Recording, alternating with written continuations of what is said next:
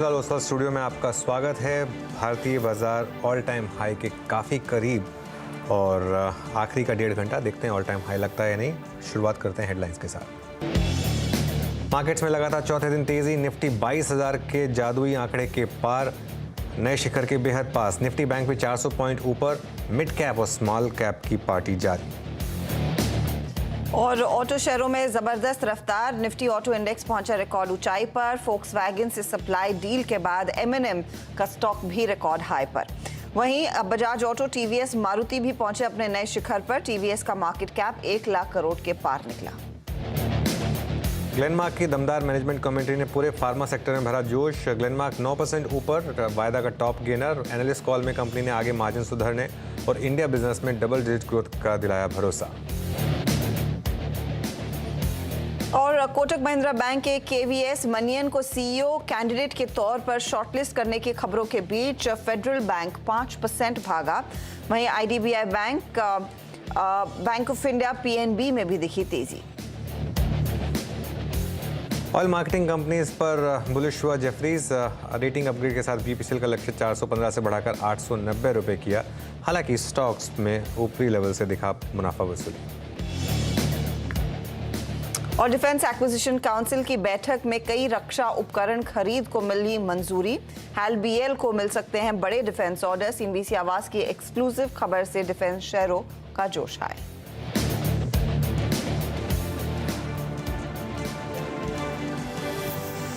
Okay, चलिए फिर हर्षदा वीरूर में रहेंगे अगले 1.5 घंटे आपके साथ। और एक बहुत ही शानदार फ्राइडे आफ्टरनून मार्केट के लिए, और इस समय मोमेंटम काफ़ी स्ट्रॉन्ग। निफ्टी में करीब 150 पॉइंट्स का मोमेंटम, बैंक निफ्टी करीब 350 पॉइंट ऊपर। और जैसा कि मैं बोल रहा था, हम अब काफ़ी करीब हैं अपने ऑल टाइम हाई के। और एक चीज़ जो बहुत ही इंटरेस्टिंग है कि पूरे दिन निफ्टी ने 22,000 के ऊपर ट्रेड किया है, एक्सेप्ट फॉर फर्स्ट 15-20 मिनट जब थोड़ा सा मार्केट ने नेगोशिएट किया था इस लेवल को। और मेरा एक ये सेंस है कि आज या फिर अगले हफ्ते नया हाई लगेगा और वो 2, 3, 4, 5, 6 की तरफ हम बढ़ेंगे आगे। और एक अच्छी चीज़ जो हो रही है हर्षदा वीरू की, मार्केट में अब ये ब्रॉड बेस बाइंग है। कोई एक इंडिविजुअल स्टॉक नहीं है जिसको आप कह सकें वो निफ्टी को कैरी कर रहा है, एक अक्रॉस द बोर्ड। और इवन HDFC बैंक भी ऑलमोस्ट ग्रीन में आ गया है। तो अच्छा मोमेंटम है, कई शेयर्स रिकॉर्ड हाई पर और मोमेंटम वेल एंड ट्रूली। देखिए लास्ट में HDFC बैंक ने किस तरीके से एक शानदार मूव दिखाया। तो सब कुछ अच्छा मार्केट के लिए। जी हाँ, सब कुछ अच्छा। और 22,126 पर नजरें बनी हुई है, यही है वो दरअसल लाइफ हाई। अनुज, चांसेस क्या लग रहे हैं कि आज आखिरी 1.5 घंटे में 70-80 पॉइंट की तेजी बन सकती है? देखिए, आज नहीं बनेगी तो मंडे को हो जाएगी, लेकिन मंडे को नहीं होगी तो ट्यूसडे को हो जाएगी। लेकिन मार्केट में नया हाई लगना है अब, ठीक है। और एक चीज़ बहुत क्लियर है, अब वही एक रेजिस्टेंस बच गया है। आज सुबह ही क्लियर हो गया था, जिस तरीके से हमने वो 21,953 को क्रॉस करके उसके बाद उसको रिविजिट बिल्कुल भी नहीं किया, 969 से ही हम घूम गए। वहीं ये क्लियर हो गया था कि मार्केट अब चलने को तैयार है। जब एक अर्स्टवाइल रेजिस्टेंस सपोर्ट बन जाता है 21,953, वहाँ से मार्केट चलने को तैयार है। अब सिंपल है, 22,126 रेजिस्टेंस और नया सपोर्ट 21,953। अब आपको करना क्या है, लगेगा या नहीं लगेगा नया हाई ये मुझे पता नहीं, लेकिन आपको हर डिप को बाय करना है। 21,953 की तरफ जो भी डिप मिले उस पर बाय करें और एक स्टॉप लॉस लगा दें करीब 50-60 पॉइंट का।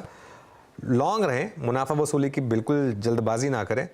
और एक और चीज़, 22,126 एक बार क्रॉस होकर उसके ऊपर टिकने दें, वहाँ पर ऐड करें। ये देखिए, ये बहुत इंटरेस्टिंग चीज़ होती है कि लोग सोचते हैं कि 22,126 में प्रॉफिट बुक कर लेंगे। नहीं, अगर 22,126 क्रॉस हो गया और आप उसके ऊपर टिक रहे हैं तो वहाँ पर ऐड भी करिए। फिर वो, क्योंकि आपको एक फ्रेश एक्सपेंशन देगा और वहाँ से और 1000 पॉइंट की रैली शुरू होगी। बैंक निफ्टी की जहाँ तक बात है, बैंक निफ्टी ने एक चीज़ क्लियर कर दी है, 200 डे मूविंग एवरेज डिफेंड कर लिया इसने। अब वो वर्डिक्ट मिल गया हमको कि 200 डे मूविंग एवरेज डिफेंड कर लिया। थोड़ा सा और 1-2 दिन ऐसे मिल जाए, 46,800 क्रॉस हो जाए तो यहाँ भी कॉन्फिडेंस लौट आएगा। लेकिन यहाँ पर डे ट्रेड्स में अच्छा पैसा बन रहा है, अच्छी शॉर्ट कवरिंग रैली बन रही है। सुबह सुबह से एक ट्रेड बनती है कि आप लॉन्ग करें और डे लो को स्टॉप लॉस लगा दें, वो ट्रेड आपको अच्छा मुनाफा कमा के दे रही है। पोजिशनली अभी भी मुझे लगता है कि थोड़ा सा वक्त चाहिए बैंक निफ्टी को, लेकिन निफ्टी में बहुत शानदार मूव्स हैं। निफ्टी में बहुत तगड़े मूव्स और सभी दिग्गजों ने दरअसल किया है पार्टिसिपेट, उस पर आएंगे। लेकिन क्लियरली निफ्टी बैंक भी कुछ ही देर पहले 46,700 के दर्शन दे चुका है, तो वहाँ पर भी मोमेंटम अब जो HDFC बैंक में आता शुरू हुआ है होपफुली, और वो कंट्रीब्यूट करेगा। वीरू, आफ्टरनून वायदे बाजार के लिहाज से क्या अट्रैक्टिव है? Good afternoon Harshada, good afternoon Anuj. और डेरिवेटिव्स में क्या स्ट्रॉन्ग है? देखिए पुल बैक के दृष्टिकोण से रिवर्सल के दृष्टिकोण से एक स्टॉक पे नजर रखिएगा, क्योंकि बजट स्पीच के बाद, बजट डे के बाद से एक स्टॉक अनवाइंडिंग मोड में था, दैट वाज एलएनटी। आज स्ट्रॉन्ग पुल बैक है 3384 पे। ये सिर्फ इस क्लोजिंग के पर्सपेक्टिव से कमेंट नहीं है, बट आज 10 और 50 डेमा को इसने हिट किया है रिवर्सल में। लॉन्ग वाइडेशंस काफ़ी अच्छे खासे थे सुबह सुबह, उसके बाद जो शॉर्ट्स थे वो कवर हो रहे हैं। तो शॉर्टिंग अगर आप देखें तो काफ़ी कम हुई है यहाँ पर, मतलब इस सीरीज़ के फर्स्ट और सेकंड वीक में काफ़ी शॉर्टिंग हुई थी यहाँ पे, वो कवर होती हुई क्लियर इंस्टेंसेस है। ओआई देखिए करीब करीब 1.5% घटा भी है यहाँ पर। तो 3389 पर एक तो पहला स्टॉक जो मैं मार्क कर रहा हूँ 3389 पे, दैट्स एलएनटी। दूसरा है आरती इंडस्ट्रीज। सुबह अनुज में बात भी कर रहे थे इस स्टॉक पे, और केमिकल बास्केट में सबसे स्ट्रॉन्ग स्विंग देने वाला और क्लियर चार्ट जो है वो यही है एट 698। ये एक टिपिकल फ्लैग का ब्रेकआउट है, प्लस अपना आई थिंक जो नवंबर 2022 का एक ब्रेकडाउन का जोन था उसको रीगेन करता हुआ अगेन यहाँ भी अगर आप देखें हर्षदा, तो ओआई शेड हुआ है करीब करीब 3.5 लाख। शॉर्ट कवरिंग के बड़े अगर आप देखें इंस्टेंसेज हैं यहाँ पे। 700 रुपये पे स्क्रीन पे इस पर बात कर रहा हूँ। आरती इंडस्ट्रीज पर नजर रखिएगा। तो एलएनटी आरती इंडस्ट्रीज सुबह ग्रेनुअल्स का ट्रेड पिक किया गया था करीब करीब 447 पे, अब वो डे हाई पर है, तो मैं अब यहाँ पे उसको हटा रहा हूँ। अब मैं ला रहा हूँ सिंजिन को स्क्रीन पे एक बार, हालांकि बात इसकी भी हुई थी, बट सिंजिन एट 769 ये अपना फेब फर्स्ट वीक के हाई को क्रॉस करने की तैयारी करता हुआ। एक इस पे नजर रखिएगा, इस पे फ्यूचर्स की एक्टिविटी काफी स्ट्रांग है, करीब करीब 2 लाख शेयर ओआई में बिल्डअप हुए हैं। और एक स्टॉक और रखूंगा, मतलब 2 फार्मा हो गए, ग्रेनुअल्स, सिंजिन, आरती इंडस्ट्रीज, एलएनटी, और एक है दैट्स एसबीआई लाइफ। स्क्रीन पर रखिएगा, स्ट्रांग मोमेंटम है, डेटा भी काफी स्ट्रांग है, 1509 पे ट्रेड करता हुआ, और बहुत स्ट्रांग कैंडल क्रिएट हुई है, ऑल टाइम हाई जोन पे गया है। और पिछले अगर आप लगभग 2 महीने को देखें, 3 महीने के अंतराल को, तो एक बड़ा स्ट्रांग रेंज ब्रेकआउट इसमें हुआ है हर्षदा। जी हाँ, काफ़ी इंटरेस्टिंग मूव वहाँ पर स्पेसिफिक काउंटर्स में, लेकिन ट्रेंडिंग काउंटर्स देख लेंगे और फिर यूनियन बैंक की भी एक इंटरेस्टिंग खबर आ रही है, उस पर भी नज़र डालेंगे। अनुज? बिल्कुल हर्षदा, ट्रेंडिंग स्टॉक्स पर नज़र डालते हैं आज, जहां पर हम मोमेंटम देख रहे हैं। एसबीआई लाइफ 4% ऊपर, बजाज ऑटो 3.5% ऊपर, एमएनएम कल के 7% के मूव के बाद आज एक फ्रेश 3.5% का मूव। लार्सन एंड ट्यूब्रो यहाँ भी करीब करीब 2.5% का मूव। उसके अलावा ग्लेनमार्क फार्मा एफएनओ का टॉप गेनर 9% ऊपर, इप्का लैब्स में 8% की रैली। फेडरल बैंक कल भी शानदार मोमेंटम, आज 5.5% ऊपर, और नाल्को यहाँ पर भी 5.5% का मोमेंटम। गिरने वाले शेयरों में गुजरात गैस खराब नंबर्स के बाद 6.5% नीचे, जी एंटरटेनमेंट, यूनाइटेड ब्रूरीज और पावर ग्रिड, ये कुछ स्टॉक्स हैं जहां पर इस समय नेगेटिव मूव्स हैं। लेकिन अब आपको बताते हैं हमारा पैनल जो हमारे साथ जुड़ने वाला है। फंडामेंटल्स राय देने के लिए ओम कैपिटल के राजेश अग्रवाल, टेक्निकल कॉल्स के लिए हमारे साथ होंगे सुदीप शाह, शिवांगी सारदा, जतिन गेडिया, गाबा सर, मानस जायसवाल और समीत चौहान। उसके अलावा 2:15 पर डीएसी की रक्षा उपकरण खरीद पर मंजूरी को विस्तार से समझने के लिए लक्ष्मण रॉय हमारे साथ होंगे। 2:20 पर ईपैक ड्यूरेबल के नंबर पर बात करेंगे कंपनी की मैनेजमेंट, एमडी और सीईओ अजय सिंघानिया। 2:30 पर दीपाली से जानेंगे ऑटो शेयरों में आज क्यों है रफ्तार। 2:35 पर सुमित बताएंगे Q3 तिमाही का शानदार लेखा जोखा। 2:50 और बिग मार्केट वॉइसेस में डीआर चोकसी फिनसर्व के एमडी देवेंद्र चोकसी जुड़ेंगे। और 3 बजे या 3 से डीलिंग रूम चेक, और 3:10 पर बीटीएसटी और एसटीबीटी कॉल्स। तो शुरुआत करेंगे, फिर ट्रेड्स लेना शुरू करते हैं। गावा सर, गुड आफ्टरनून। बताइए इस समय की आपकी सबसे बड़ी ट्रेड क्या होगी, बाय या सेल? बाय होगी एमएसबी में? Good afternoon to you once again. और बाय कंडीशन है, और वो है एलएनटी। नाउ एलएनटी अब दे रहा हूं इसलिए क्योंकि आप कैरी फॉरवर्ड भी कर सकते हैं। ट्रेड कर रहा है 3390 पे। एलएनटी का बहुत बढ़िया बेस बना था, एक ब्रेकआउट चाहिए था, और आज ही ब्रेकआउट मिला है 3330 के आसपास, और अब ट्रेड कर रहा है 3350 या 3355 का स्टॉप लगाकर चले। 3360 लगाना चाहिए स्टॉप, कोई बात नहीं, टाइट है, अपू मिलना चाहिए। फर्स्ट टेक्निकल टारगेट 3450, फिर आते दिन में शायद 3500 भी देखें। बेस बहुत बढ़िया है, अच्छा बाय सिग्नल मिला है एलएनटी में। ओके, तो बेस अच्छा है, एक मौका तेजी का साफ बनता हुआ 3450 के टारगेट के लिए एक अपॉर्चुनिटी तेजी की। मानस, गुड आफ्टरनून, आपका ट्रेड? गुड आफ्टरनून हर्षदा जी। तो देखिए एसबीआई लाइफ में खरीदारी करने की राय रहेगी। एक बड़ा ब्रेकआउट है, काफी समय से हम देख रहे थे कि 1480 1490 की रेंज में स्टॉक रेजिस्टेंस फेस कर रहा था, बट फाइनली एसबीआई लाइफ ने आज ये रेजिस्टेंस ब्रीच किया है, बेहतर वॉल्यूम्स देखने को मिले हैं। तो करंट लेवल्स पे खरीदारी करेंगे एसबीआई लाइफ में। 1489 का स्टॉप लॉस लगाना है, और 1550 1550 के टारगेट सेट करने हैं एसबीआई लाइफ में। ऑप्शन में आप ट्रेड लेना चाहें तो 1510 वाला कॉल ऑप्शन लिया जा सकता है, 35 रुपए पे ट्रेड हो रहा है, वहां पे 24 के स्टॉप लॉस से खरीदारी करिए, 55 रुपए के टारगेट पॉसिबल है। ओके, एसबीआई लाइफ अभी तो जो सबरी में जिक्र कर रहा था स्टॉक्स की, जिसमें एलएनटी पहला था और एसबीआई दूसरा था, और देखिए दोनों स्टॉक्स यहाँ पे आगे प्राइस पैटर्न बहुत शानदार है यहाँ पे। शिवांगी, गुड आफ्टरनून, आपका ट्रेड क्या रहेगा?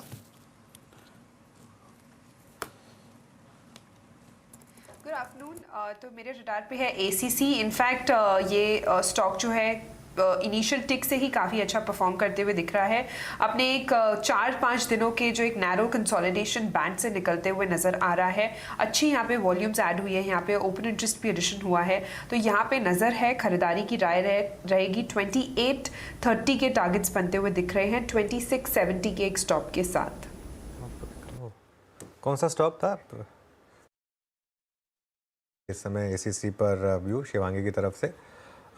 चलिए अब सुदीप को जोड़ लेते हैं। Sudeep, good afternoon. सुदीप, आपकी trade?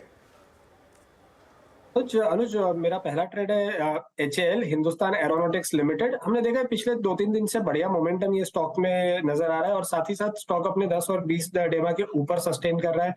Daily, weekly, monthly chart सारे स्ट्रॉन्ग है और साथ ही साथ आज हमने ओपन इंटरेस्ट पे भी एडिशन देखा है और लगातार दिन भर हमने ये स्टॉक में स्ट्रेंथ बढ़ती हुई देखी है। तो यहाँ से मुझे लग रहा है 3050 के स्टॉप लॉस से 3180 का टारगेट अगले 2 सेशन में आ सकता है।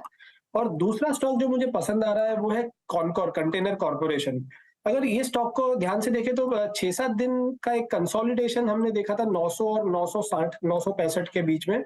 आज ये कंसोलिडेशन में से ब्रेकआउट आया है और डेली, वीकली, मंथली सभी जो चार्ट्स की ट्रेजेक्टरी है वो अप ट्रेंडिंग है। तो जो हिसाब से ओपन इंटरेस्ट में भी आज इजाफा है, मुझे लग रहा है यहाँ पे कॉनकॉर में एक बड़ा सा ब्रेकआउट है। इसे हमें चेस करके 960 के स्टॉप लॉस से बाय करना चाहिए और 1020 से लेके 1040 के टारगेट हमें ऊपर के स्तर पे देखने मिल सकते हैं अगले 2 से 3 सत्रों में। ओके, कॉनकॉर और हैल से जुड़ी हुई खबर भी आपको दिखाएंगे। जो आप सीधे स्क्रीन पर फ्लैशेस देख रहे हैं कि आज डिफेंस एक्विजिशन काउंसिल की जो बैठक हुई है उसमें कुछ और विमान खरीद की मंजूरी मिलती हुई मैरिटाइम सर्वेलेंस के लिए। इसमें डॉनिया एयरक्राफ्ट की बात तो पहले भी निकल कर आ रही थी। 9 मैरिटाइम सर्वेलेंस एयरक्राफ्ट खरीदने की तैयारी यहाँ पर हो रही है, वो अप्रूवल मिल चुका है। और तो ये हैल का स्टॉक वैसे भी रेडार पर रहेगा। इस खबर को ऑफकोर्स डिटेल में समझेंगे लक्ष्मण रॉय हमारे साथ जुड़ेंगे कुछ ही मिनटों में। जतिन, तब तक के लिए आपका ट्रेड बताइए, क्या आइडेंटिफाई किया, क्या ट्रेड लेंगे? Good afternoon everybody. तो जो हमारा ट्रेड रहेगा वो लॉन्ग साइड पे रहेगा। चोला फाइनेंस में हमारा लॉन्ग साइड पे ट्रेड होगा। डेली चार्ट्स के ऊपर एक 5 वेव डिक्लाइनिंग स्ट्रक्चर कंप्लीट हुआ है। हम एक रिट्रेसमेंट के लिए खेल रहे हैं, तो हमें लगता है कि 1124 के एक स्टॉप लॉस के साथ लॉन्ग किया जा सकता है। हमारे टारगेट्स रहेंगे 1185 के। चलिए अब एक यहाँ पे फंडामेंटल कॉल जोड़ते हैं और उसके बाद कुछ सेक्टर से बातचीत करेंगे। राजेश अग्रवाल जी, गुड आफ्टरनून सर। बहुत दिनों बाद आपसे मुलाकात हो रही है, बात हो रही है। आज की आपकी कन्वेंशन आइडिया क्या रहेगी? गुड आफ्टरनून वीरेंद्र जी, हर्षिता जी, अनुज जी, बाकी पैनल में जो मित्रगण हैं, सबको नमस्कार। सही कहा आपने, बहुत दिनों बाद मुलाकात हो रही है, हालांकि आप पिछले हफ्ते थे नहीं। एनीवेज, तो जहाँ तक कॉल की बात है, मैं आदित्य बिरला कैपिटल के साथ जाना चाहूंगा। ये बिरला ग्रुप की होल्डिंग कंपनी है। फाइनेंशियल सर्विसेज में जो उनकी जो सब्सिडरीज है उसमें मेजॉरिटी स्टेक होल्ड करती है। फिर वो चाहे हाउसिंग फाइनेंस हो, AMC हो, लाइफ और हेल्थ इंश्योरेंस हो, ये सारों में उनका अच्छा होल्डिंग है और सारे ही कारोबार बहुत अच्छी तरीके से चल रहे हैं। खास करके अगर आप देखें तो लेंडिंग बिजनेस को जिस तरीके से बढ़ावा दे रहे हैं और तीसरी तिमाही की जो शानदार नतीजे आए, इन सब चीजों के बीच हमें ये स्टॉक अच्छा लगता है। फोकस इनका पूरा तरीका से डिजिटलाइजेशन और AMC बिजनेस को बढ़ाने में है। बहुत छोटी अवधि की बात की जाए तो मैं समझता हूँ 210 के टारगेट हो सकते हैं, बट मैं कहूंगा इसे कम से कम 2 क्वार्टर रखा जाए तो 240-250 के टारगेट आ सकते हैं। ओके, 240-250 के टारगेट आ सकते हैं, ये भी कैपिटल में। मीनवाइल वो खबर जो लक्ष्मण जी ने ब्रेक की थी अब वो ऑफिशियल हुई। CNBC आवाज़ की खबर पर मुहर लगती हुई और एक बार फिर से डिफेंस स्टॉक्स में अच्छा शानदार मोमेंटम।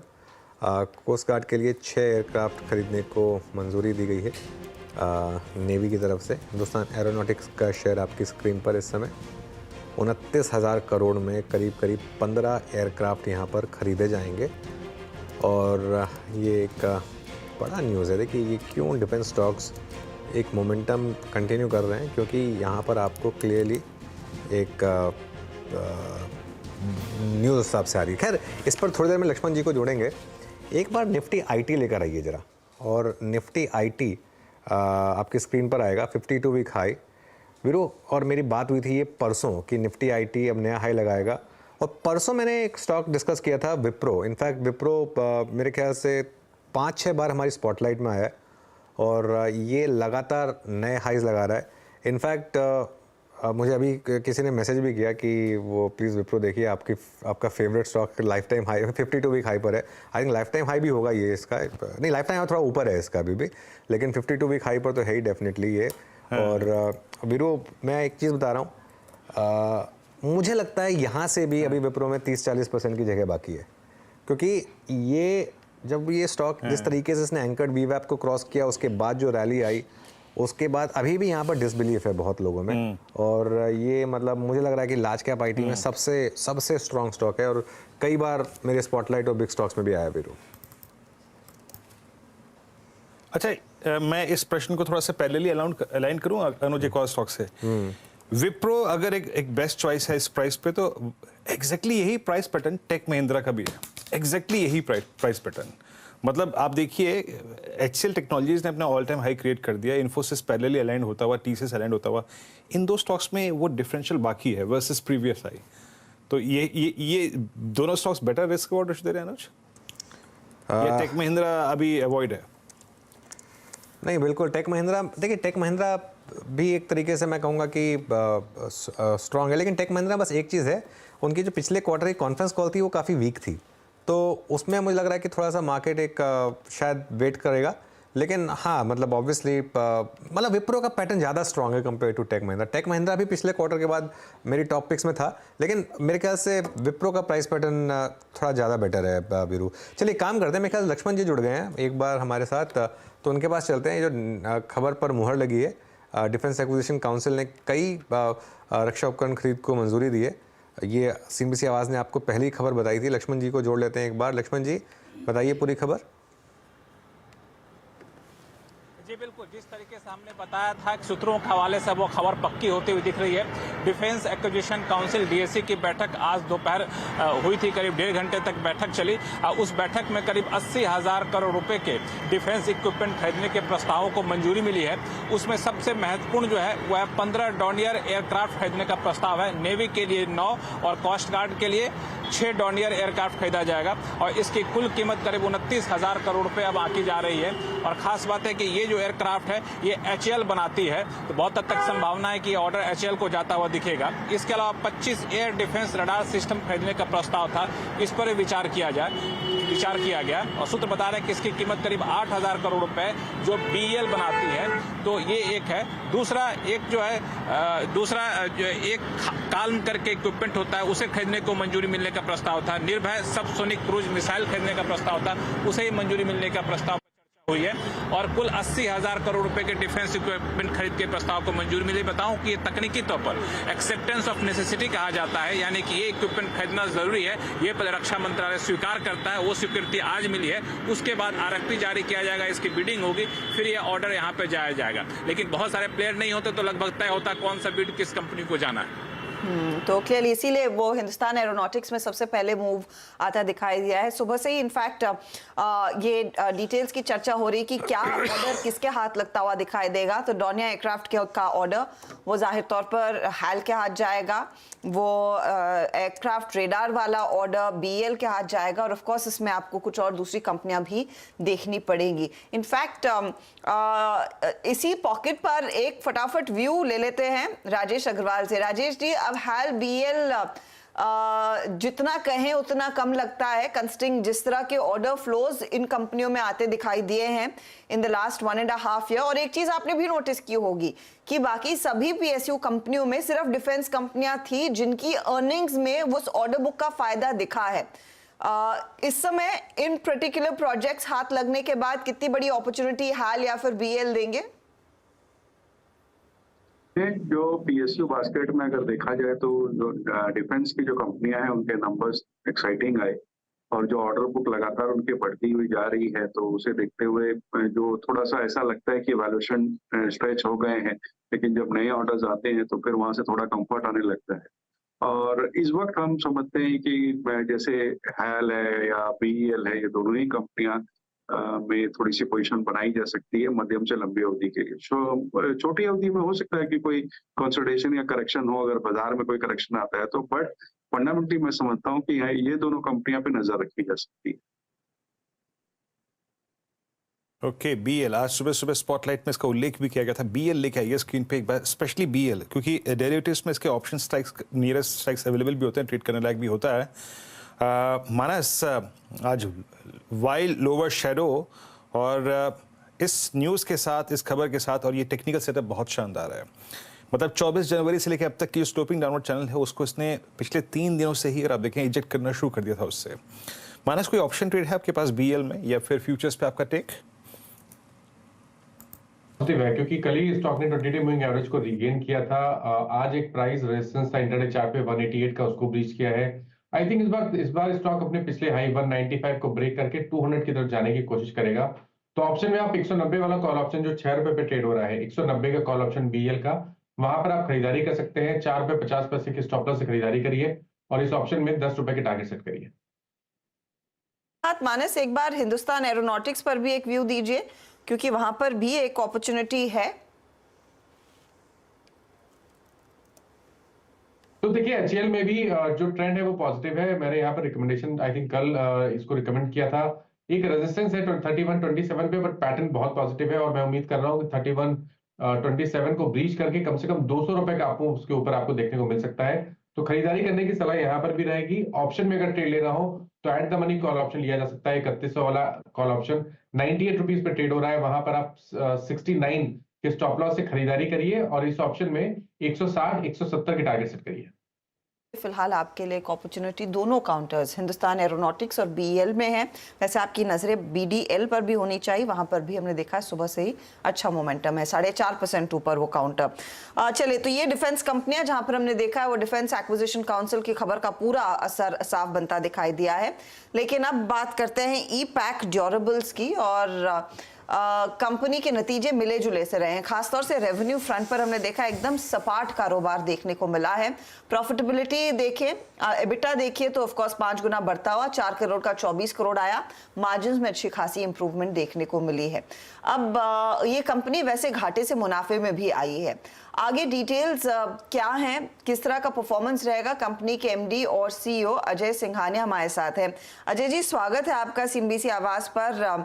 ये आपकी प्रॉफिटेबिलिटी और एबिटा में अच्छा परफॉर्मेंस देखने को मिला है, लेकिन रेवेन्यूज लार्जली फ्लैट है। कोई खास वजह, ये क्या वेदर की वजह से, वेदर चेंज की वजह से हुआ है कि रेवेन्यू में आप उतना गेन नहीं कर पाए जितने शायद आपने अपनी प्रॉफिटेबिलिटी और एबिटा में गेन दिखाया है? बिल्कुल सही कह रहे हैं आप, क्योंकि इस बार जो क्वार्टर 1 था उसमें जो बारिशें रही नॉर्थ इंडिया में, उसके कारण पूरा का पूरा जो एसी का मार्केट है उस पर काफी हिट आया था क्वार्टर 1 में। क्वार्टर 2 क्वार्टर 3 में इंडस्ट्री ने रिकवर करा।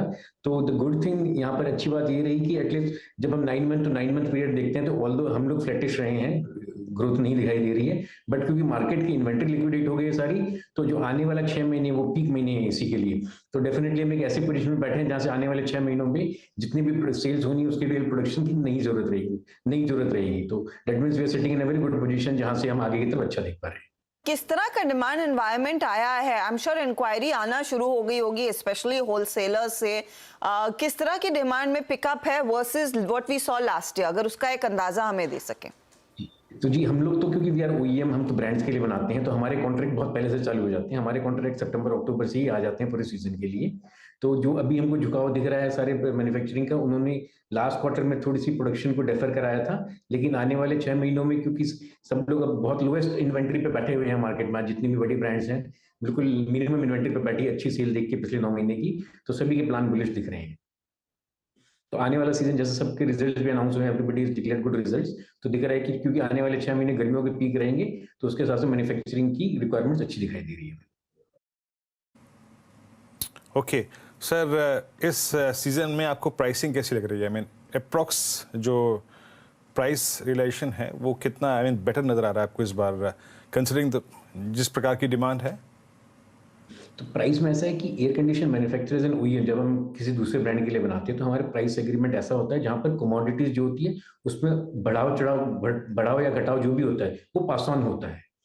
तो अगर कमोडिटीज उछलती है तो प्राइस बढ़ जाते हैं, कमोडिटीज नीचे जाती है तो हम प्राइस कम कर देते हैं। अगर हम लास्ट ईयर से कंपेयर करें तो इस बार एवरेज सेलिंग प्राइस जो एक एसी की टोटल लागत है वो लगभग 6 से 12% के बीच में मॉडल टू मॉडल गिरी है, क्योंकि पिछले साल जनवरी फरवरी मार्च में जो कमोडिटी थी वो अपने पीक पे थी, तो उसके कंपैरिजन में इस साल प्राइसेस कमोडिटी सॉफन हुई है, क्रूड है चाहे स्टील है चाहे प्लास्टिक है सभी कुछ नीचे की तरफ है, तो डेफिनेटली एक प्राइस में गिरावट आई है और वो सारे ब्रांड्स को पास ऑन भी करी है।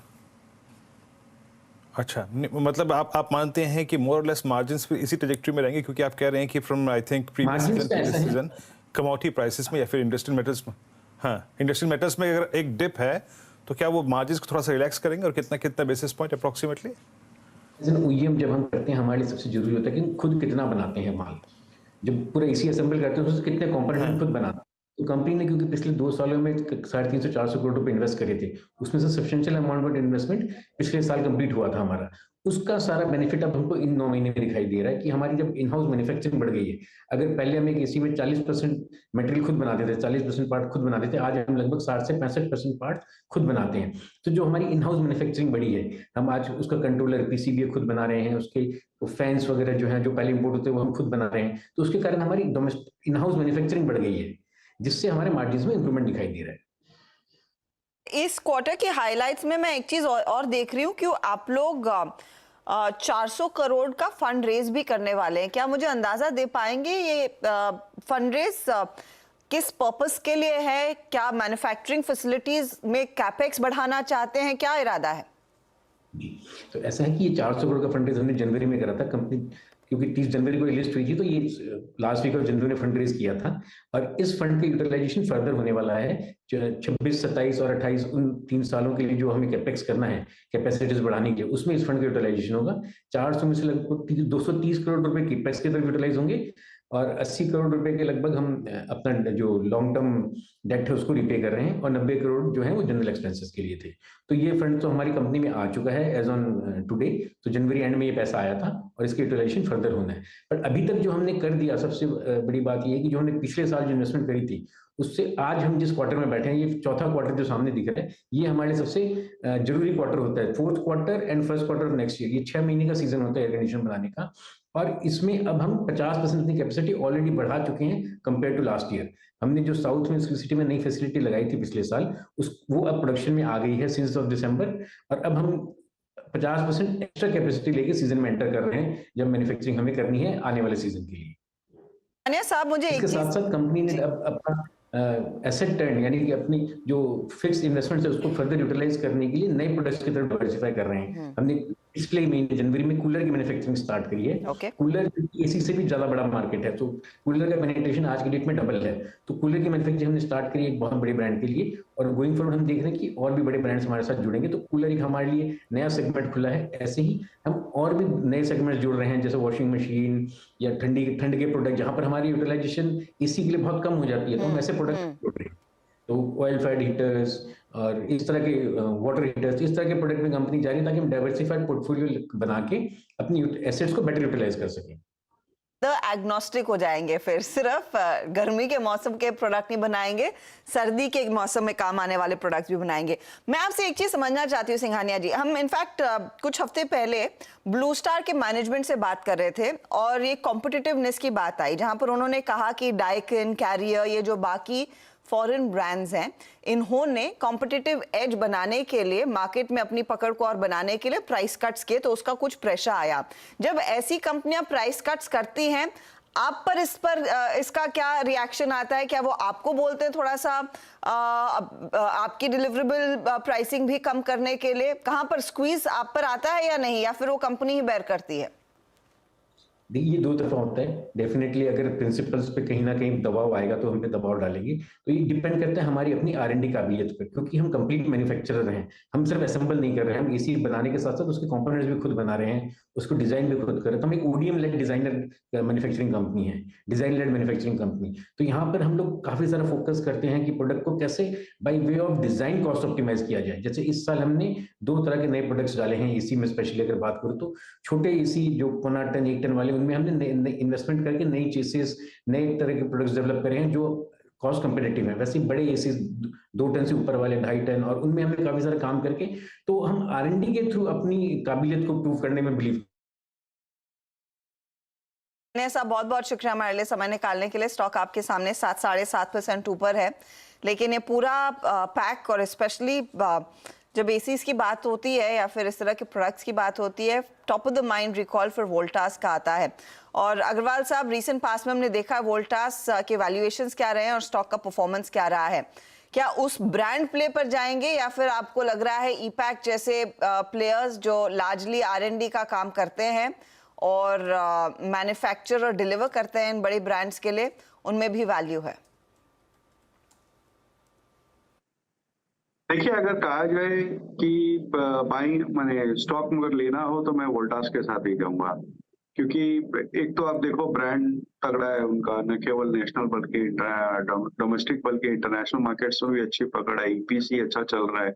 और अगर आप देखो तो लास्ट 2 साल में स्टॉक ने कुछ किया भी नहीं है, ऊपर के लेवल से इतना टूटा हुआ है अभी भी, जबकि निफ्टी और पूरा बाजार का नई ऊंचाइयां देख रहा है। मैं समझता हूँ वोल्टास में अभी भी गुंजाइश है कि 10-12% की बढ़त यहाँ से आने वाले 3 महीने में दे दे, तो बेहतर होगा कि वोल्टास पे ही ध्यान दिया जाए। ओके, वोल्टास पे ध्यान दिया जाए। मीनवाइल जरा एक बार फिर से आप निफ्टी आईटी लेके आइएगा। It's Nifty IT only, I think, जो कि निफ्टी के अभी के इस स्विंग को स्पॉन्सर कर रहा है। और उसमें भी विप्रो अभी जो अनुज ने टिप्पणी करी थी उसके मुताबिक 540-80 पर डे हाई की ट्रेजेक्ट्री में आता हुआ, और मतलब 2 बजे के बाद 2:05-2:08 पे हमारा डिस्कशन शुरू हुआ था। मेरे स्क्रीन पे ऑप्शन एक्टिविटीज़ के मुताबिक विप्रो की सारी कॉल इवन 550, 560 की स्ट्राइक, 530 की स्ट्राइक्स डे हाई पे रोटेट करती हुई।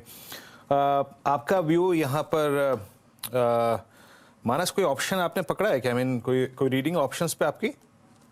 542 हो गया अब।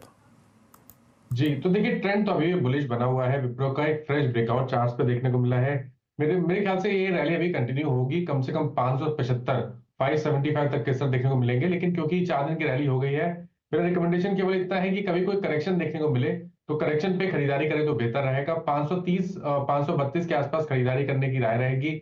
उस केस में आपको स्टॉप लॉस 519 रुपए का लगाना है और टारगेट 575 के सेट करने हैं। अनुज, इस वक्त पॉलीकैब डे हाई पर क्रॉसिंग 50 डेमा। आज जो इसके एक वो लेजिटिमेट टेस्ट की हम सुबह बात कर रहे थे on the second consecutive day after crossing 10, 20, 200, अभी उस पर सक्सीड होता हुआ मेरे ख्याल से कुछ हद तक है। 100% वीरो। और एक चीज़ मैं कहूँगा, कल अगर आपने वो कल बहुत अच्छी एंट्री मिल गई थी पॉलीकैब में, कल जो हमने स्पॉटिंग की, कल वहाँ से 150 रुपये भागा और अब 150 रुपये और भाग गया, तो 300 रुपये भाग चुका है बेसिकली पॉलीकैब वो उस समय की स्पॉटिंग के बाद से। और आज मेरे ख्याल से अभी क्लोज हो जाए इसके ऊपर तो मेरे ख्याल से फिर एक क्लियर कट इंडिकेशन मिल जाएगा कि करेक्शन खत्म हुई फिर यहाँ पर। फिर ये बहुत सही, एकदम सही स्पॉट किया आपने। कल इसी टाइम भागा था वीरू, ये जो मुझे याद है, मतलब इससे थोड़ा लेट होगा मेरे ख्याल से 240, 250 पे हमने कल ये स्पॉट किया था। आई थिंक कल मानस से ली थी हमने ये ट्रेड, उसके बाद जब ये ब्रेकआउट दिखा रहा था। मानस से ली थी। हाँ, मानस से ली थी। मानस से ली थी। क्या किया जाए अब इसमें? कल हमने एग्जैक्टली इसी टाइम पे डिस्कस किया था पॉलीकैब। तो देखिए कल मैंने मेंशन किया था कि अगर ये फिर से 45-50 के ऊपर निकले तो आप फिर से लॉन्ग पोजीशन बना सकते हैं। इंट्राडे के लिए ट्रेड किया, उसके बाद 45-50 के ऊपर एक पोजीशन ट्रेड लिया, क्योंकि मेरा समझना था कि अगर ये 200 डे मूविंग एवरेज ब्रीच करेगा तो शायद 5000 रुपए की तरफ जाएगा। डिस्क्लोजर ये है कि अभी कुछ मिनटों पहले मैंने यहाँ पर एक ऑप्शन ट्रेडिंग कॉल अपने क्लाइंट्स को दिया है, तो वो ध्यान में रखना चाहिए। लेकिन ट्रेंड बुलिश लगता है और मेरा समझना है कि इसमें आपको 5000 रुपए तक के भाव देखने को मिल सकते हैं। तो अगर आप ऑप्शन में ट्रेड लेना चाहें तो पॉलीकैब का at the money call option लिया जा सकता है। उसके प्राइस पॉलीकैब के जो 4700 का कॉल ऑप्शन है वो 184 का ट्रेड हो रहा है। स्टॉप लॉस आपको 129 का लगाना है, लेकिन टारगेट 325 रुपए तक के इस ऑप्शन में देखने को मिल सकते हैं। ओके, अच्छा एक और स्पेस देखते हैं जरा। ऑयल मार्केटिंग कंपनीज के शेयर्स लेकर आइए, HPCL, BPCL और IOC। आज सुबह हर्षिता मैं ये चीज़ डिस्कशन कर रहा था, मैंने अपने चैट में इनको डाला था कि जो मेरी कल 2-3 स्मार्ट फंड मैनेजर से बात हुई जो अर्ली मूवर्स थे इसमें, उनमें से कईयों ने प्रॉफिट बुकिंग शुरू कर लिया। आज सुबह मैंने इनफैक्ट वार्निंग दी थी कि आप ऑयल मार्केटिंग कंपनीज को आज मत चेस करिएगा, क्योंकि यहाँ पर एक स्मार्ट फंड मैनेजर्स ने प्रॉफिट बुकिंग शुरू की है यहाँ पर। और उसका मैं आपको कारण भी बता देता हूँ क्यों। कारण उसका ये है कि अब बहुत लोगों को लगता है कि मार्केट अब सब कुछ ब्लू स्काई टेरिटरी प्राइसिंग कर चुका है, और 15 मार्च के करीब मेरे ख्याल से वो मॉडल कोड ऑफ कॉन्डक्ट लग जाएगा।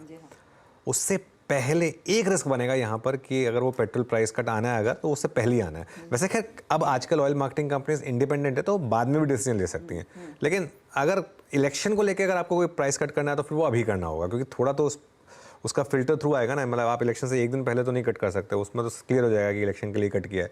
तो इसके लिए ये एक शायद एक रिस्क फैक्टर बन रहा है, और प्लस स्टॉक्स चल भी काफ़ी चुके थे, काफ़ी लोगों ने थोड़ा सा बुलिश व्यूज़ देना शुरू कर दिया था। इसके लिए ये एक रीज़न है कि आज सुबह मैं थोड़ा सा एक नर्वस था ऑयल मार्केटिंग कंपनीज पर, और मुझे हैरानी नहीं है कि अब ये स्टॉक्स जो है ना डे लो पे काम कर रहे हैं। इनफैक्ट मैं वो जेफरीज की रिपोर्ट भी पढ़ रही थी, ऑफ कोर्स वो थोड़े से लेट आए हैं इस पार्टी में, लेकिन वो कैलकुलेशन अनुज अक्टूबर ऑनवर्ड्स इन स्टॉक्स में तेजी बनती दिखाई दी। तो औसतन 130-120% तक के रिटर्न्स आपको बीपीसीएल जो टॉप परफॉर्मिंग काउंटर है उसने दे दिए हैं। बाकियों ने भी परफॉर्म किया है, लेकिन 90 to 130-140% के रिटर्न्स की बात हो रही है। अब जैसे हम सुबह डिस्कस कर रहे थे मोतीलाल ओसवाल की रिपोर्ट में, ऑयल मार्केटिंग कंपनीज का प्रॉफिट इस क्वार्टर बढ़ा है 4.6 टाइम्स, करेक्ट, मतलब 460%। तो उसके सामने 130% की रैली क्या चीज़ है। खैर ऑब्वियसली अब आप इसको एक्सट्रापोलेट नहीं कर सकते कि हर क्वार्टर में 460% मूव आएगा, लेकिन राजेश अग्रवाल जी आपका क्या व्यू होगा ऑयल मार्केटिंग कंपनीज पर इस समय, क्योंकि इतना चल चुके हैं लेकिन वैल्यूएशन अभी भी कंफर्ट में है, तो क्या मतलब थोड़ा सा एक कैच 22? देखिए आपने सही कहा कि वैल्यूएशन अभी भी कंफर्टेबल लेवल में है, लेकिन हमें ये नहीं भूलना चाहिए कि अक्टूबर से लेकर के अभी फरवरी यानी 4-5 महीने में ही कई स्टॉक ऐसे हैं जैसे दुगने तिगने हो गए हैं, तो थोड़ा कूलिंग ऑफ होता हुआ नजर आ रहा है, इसमें कोई दो राय नहीं है।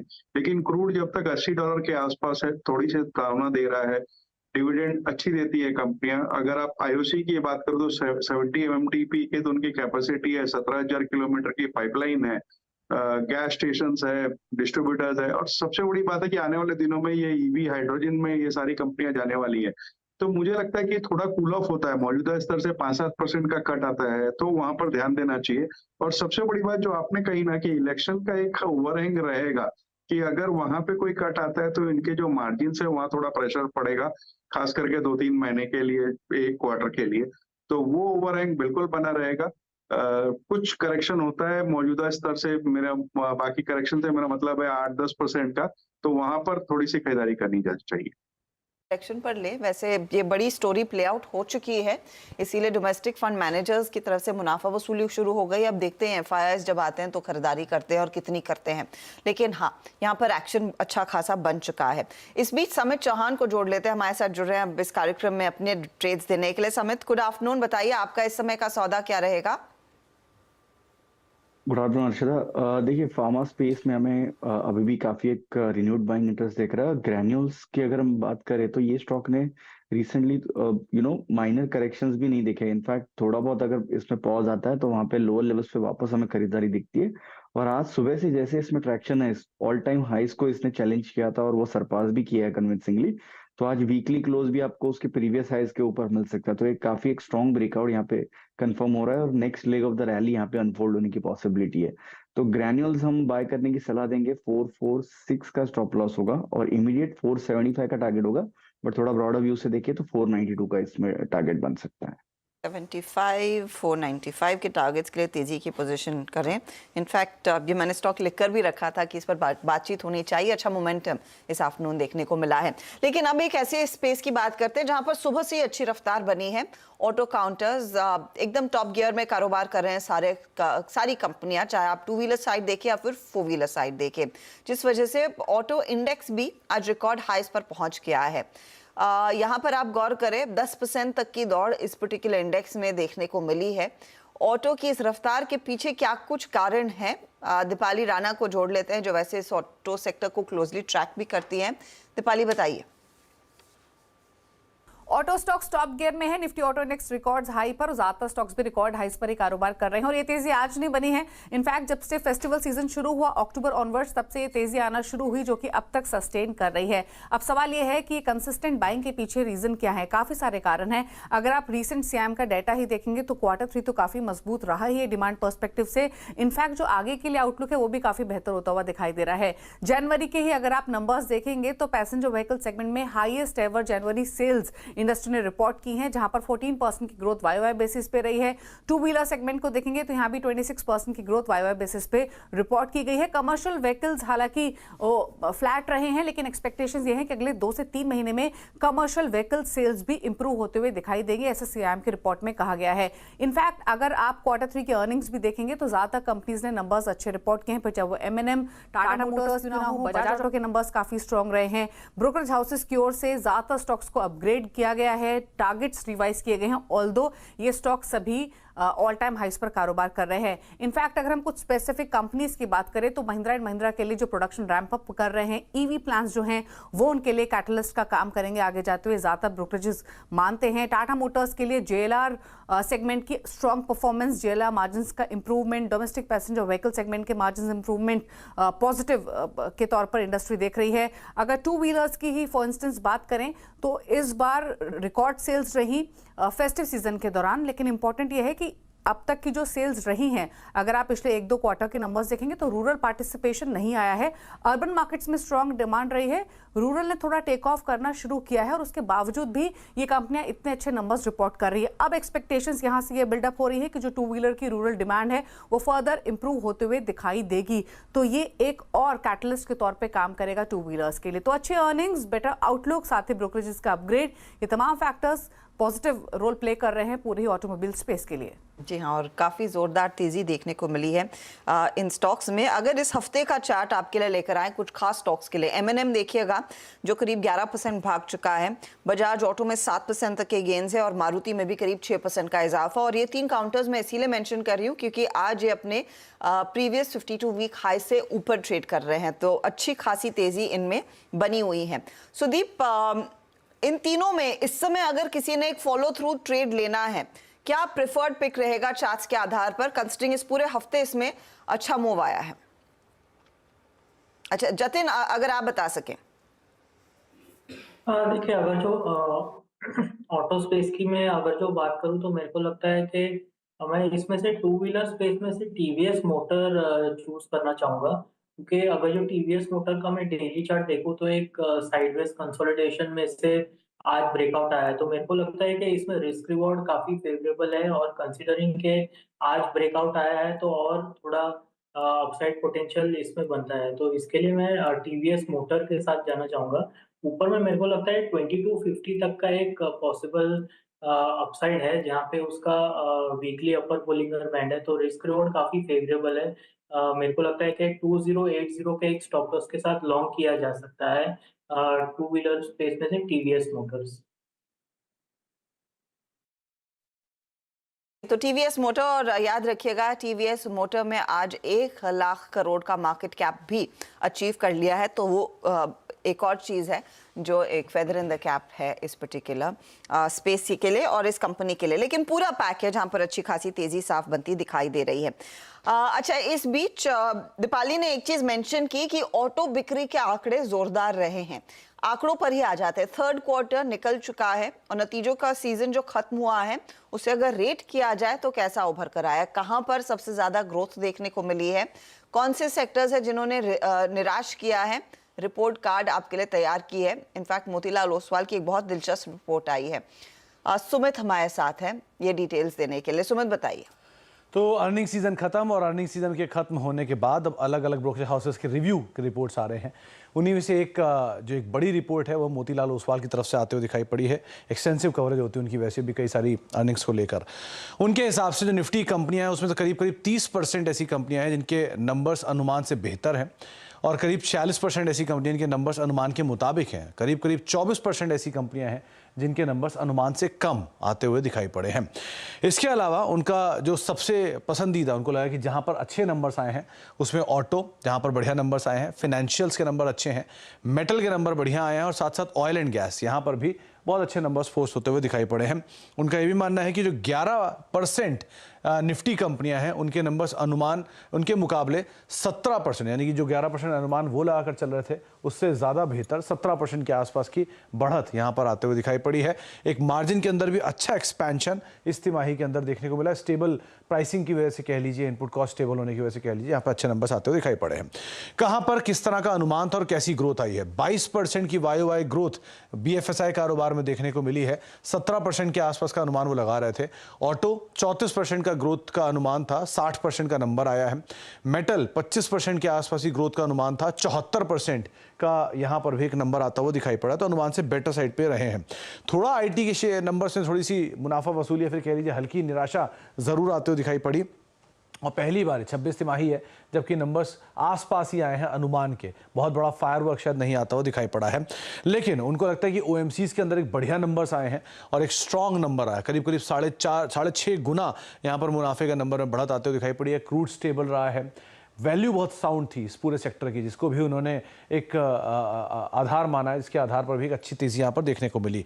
लेकिन सबसे बेहतरीन नंबर किसके आए निफ्टी 50 में? उसमें कुछ नाम ये हैं: Tata steel, Tata motors, Asian paints, Coal India, doctor Reddy's. इनके नंबर्स उनके हिसाब से काफ़ी बेहतर आते हुए दिखाई पड़े। थोड़े से जहाँ पे कमजोरी देखने को मिली उसमें UPL वीक नंबर थे और लॉस आया था, इस बारी काफ़ी बड़ा लॉस था। अल्ट्राटेक सीमेंट, L&T नंबर्स का थोड़ा प्रेशर भी रहा इसमें। HUL और टेक महिंद्रा यहाँ पर भी नंबर्स का थोड़ा प्रेशर आता हुआ दिखाई पड़ा। तो ये कुछ नंबर जो कि उनके अनुमान से नीचे थे, लेकिन मोर और लेस उनका मानना है कि कोई बहुत बड़ा एक्सीडेंट नहीं है और एक अच्छे सेट ऑफ नंबर्स क्वार्टर के अंदर में देखने को मिले हैं। ओके, चलिए बहुत बहुत शुक्रिया आप सुमित सारी जानकारी के लिए। और काफ़ी इंडिविजुअल नेम्स स्मिथ ने मेंशन किए। निफ्टी 150 पॉइंट ऊपर अब 22,060 पर, काफ़ी करीब अब ऑल टाइम हाई के। एक बार बायोकॉन का चार्ट देखते हैं, 4.5% ऊपर इस समय बायोकॉन। शिवांगी, कोई व्यू आपका बायोकॉन पर?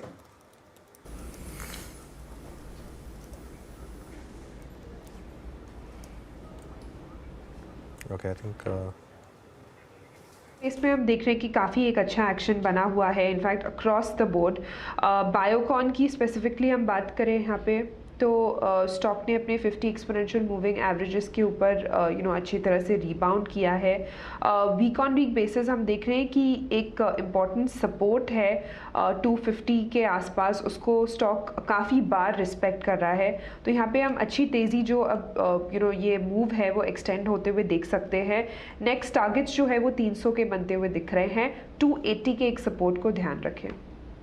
चलिए 4 का चौका की शुरुआत करते हैं, फिर इनफैक्ट शिवांगी आपके पास वापस आएंगे सस्ता ऑप्शन के लिए, और FNO सुपरस्टार आज गावस्कर देंगे। मानस से आज हम लेंगे चार्ट का चमत्कार, और मिड कैप फंडा के लिए राजेश अग्रवाल जी। शिवांगी आपके पास आ रहे हैं सस्ता ऑप्शन ट्रेड के लिए।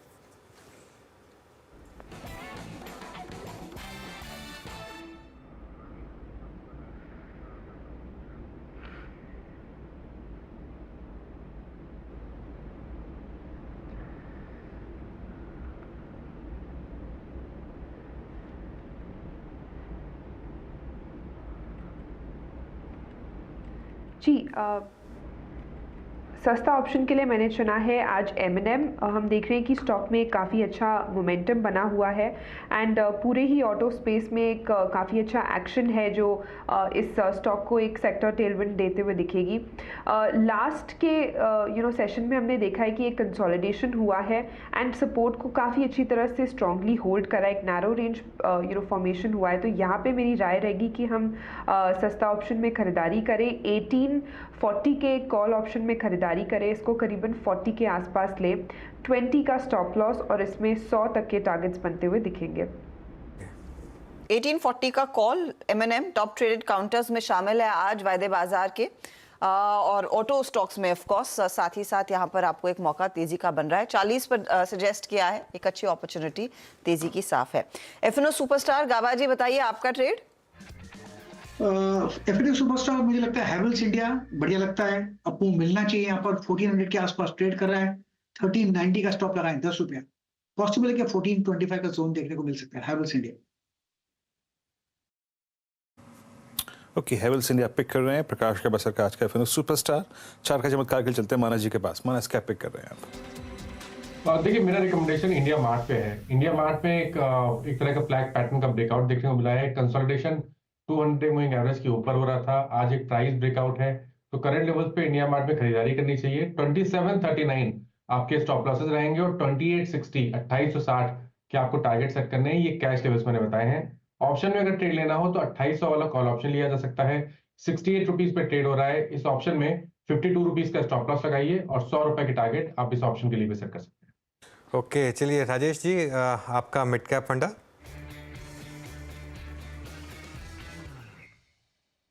अनुज जी, मिड कैप फंडा के हिसाब से हमने पीसीबीएल को चुना है, और अगर आप देखो तो संजीव गोयनका ग्रुप को बिलोंग करती हुई ये कंपनी भारत की सबसे बड़ी कार्बन ब्लैक मैन्युफैक्चरर है, और न केवल भारत में बल्कि ग्लोबली भी अगर देखेंगे तो बहुत स्ट्रांग प्लेयर है। करीब करीब 45 से ज्यादा कंट्रीज में इनका कस्टमर बेस बना हुआ है। और जिस तरीके की अभी थोड़ी देर पहले ऑटो की बात हो रही थी कि ऑटो में इतनी बढ़त हो रही है, ऑटो की बिक्री अच्छी आ रही है, तो सीधी बात है, जैसे ऑटो की बिक्री बढ़ती है तो टायर की बिक्री बढ़ती है, और वो पीसीबीएल के लिए बहुत पॉजिटिव चीज है।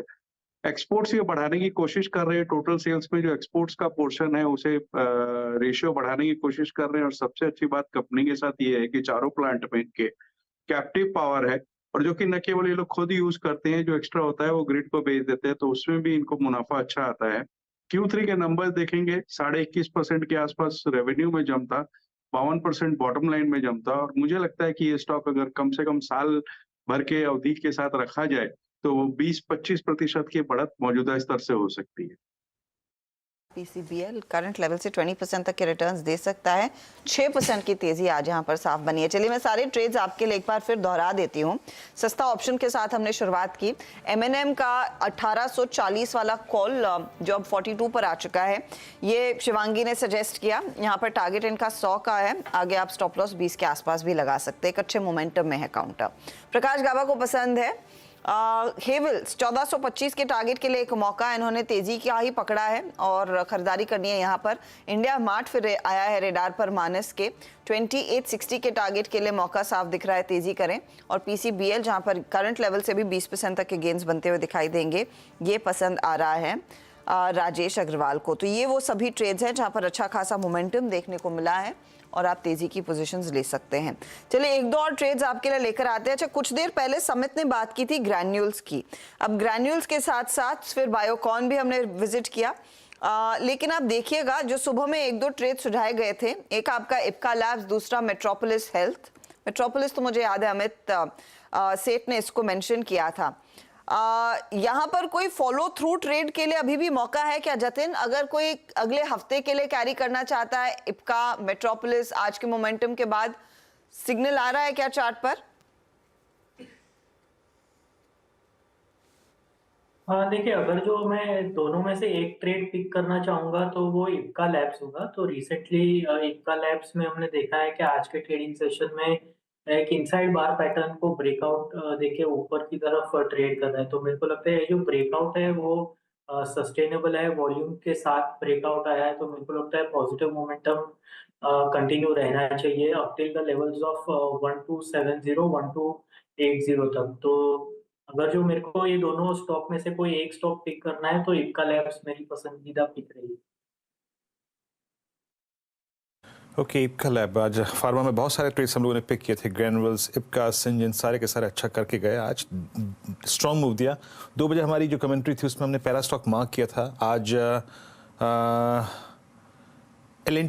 एल&टी उस वक्त था करीब 3380 के भाव पे। Now it's 3394। प्रकाश सर ने भी इस पर एक बाय कॉल दी थी और ये अब डे हाई पर आके ट्रेड करता हुआ स्ट्रॉन्ग मूव यहाँ पे। अच्छा, एक दो स्टॉक्स दिखे आइए जहाँ पे जो डाउन स्विंग है वो नहीं थम रहा है। एक बार आप ABFRL लिखे आइए। थोड़ा सा मैं इसके ऑप्शन डेटा को रीड कर रहा था और एक बार स्क्रीन पे रखेंगे आप ABFRL। और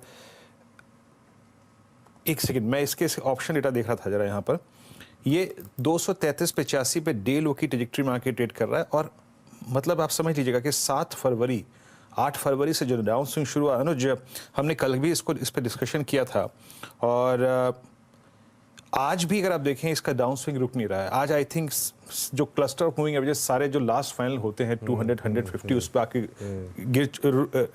इस पर ट्रेड करता हुआ है डे लो।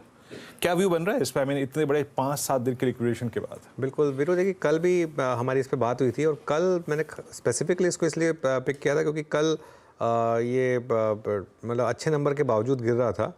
नंबर्स में प्रॉब्लम नहीं थी, प्रॉब्लम ये थी कि नंबर से पहले ही बैन में आ गया था, वहाँ दिक्कत थी मेरे ख्याल से। और एक और चीज़ है, बहुत लोग कहते हैं, आज सुबह भी मुझे किसी ने एक आर्गूमेंट दिया था कि ट्रेंड इतना चल चुका है, इतना मार्केट कैप हो गया, उसके सामने ABFRL काफ़ी सस्ता है, ठीक है ना। लेकिन उन लोगों को मेरा एक ही जवाब होता है कि भाई ट्रेंड जिस लेवल के नंबर्स लेके आ रहा है, उन लेवल्स के नंबर्स जब ABFRL लेके आ जाएगा तब ABFRL चलेगा, उससे पहले नहीं चलेगा, ठीक है ना। सिर्फ बिकॉज स्टॉक सस्ता है इसके लिए नहीं चलेगा स्टॉक। और प्रॉब्लम क्या है कि मतलब मेरे को समझ में नहीं आता कि बैन में जाता क्यों है। ऐसा कोई ये लिक्विड स्टॉक भी नहीं है जिसकी हम बहुत ज़्यादा चर्चा करते हैं।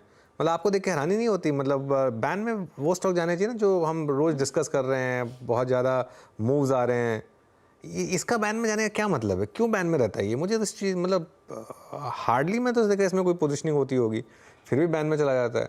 ये मुझे थोड़ा सा कल भी तंग कर रहा था और आज भी। ये देखिए इसका मूव देखिए आप, कब से लोग कह रहे हैं कि चलेगा चलेगा चलेगा, मार्केट कहाँ की कहाँ चलेगी। ये देखिए 12 महीने का चार्ट है, 10% गिरा है ये स्टॉक और उसके सामने ट्रेंड लेकर आइए आप, 12 महीने का ट्रेंड का चार्ट लेकर आइए और उसको देख लीजिए आप। हाँ ये देखिए ये ट्रेंड उस सेम पीरियड में। तो मैं कहता हूँ विनर के साथ रहिए ना, लूजर के साथ रहने का कोई फायदा नहीं है। जो विनर है उसके साथ रहिए वीरू, उसी में फायदा है। और अनुज मेरे को ना एक चीज सरप्राइजिंग लगती है, ट्रेंट ने ऑफ कोर्स जूडियो के चलते बहुत बड़ा नाम कमाया। ABFRL उस केस में इन्होंने फिर वो टुमारो ब्रांड एक्वायर किया था कि वो भी एक जेन नेक्स्ट का ब्रांड है, तो वहां पर हमें कुछ मिलेगा, वो रिफ्लेक्ट नहीं कर रहा है। इनके जो अच्छे खासे टाइप्स हुए थे जहां पर इन्होंने सब्यसाची के साथ करार किया था, हाउस ऑफ मसाबा के साथ करार किया था, तरुण तहलियानी के साथ करार किया था, वो भी प्ले नहीं दिख रहा है। अब लोग तभी भी उस पर बुलिश है, लेकिन वो अर्निंग्स में पता नहीं कब नंबर्स दिखाई दें। 100% नहीं, बात वही है, बात सारी यही है कि, और ऐसा भी नहीं है कि कोई ख़राब ग्रुप से AB ग्रुप से की कंपनी है और सब कुछ बढ़िया है, लेकिन फिर भी नहीं चल रहा है।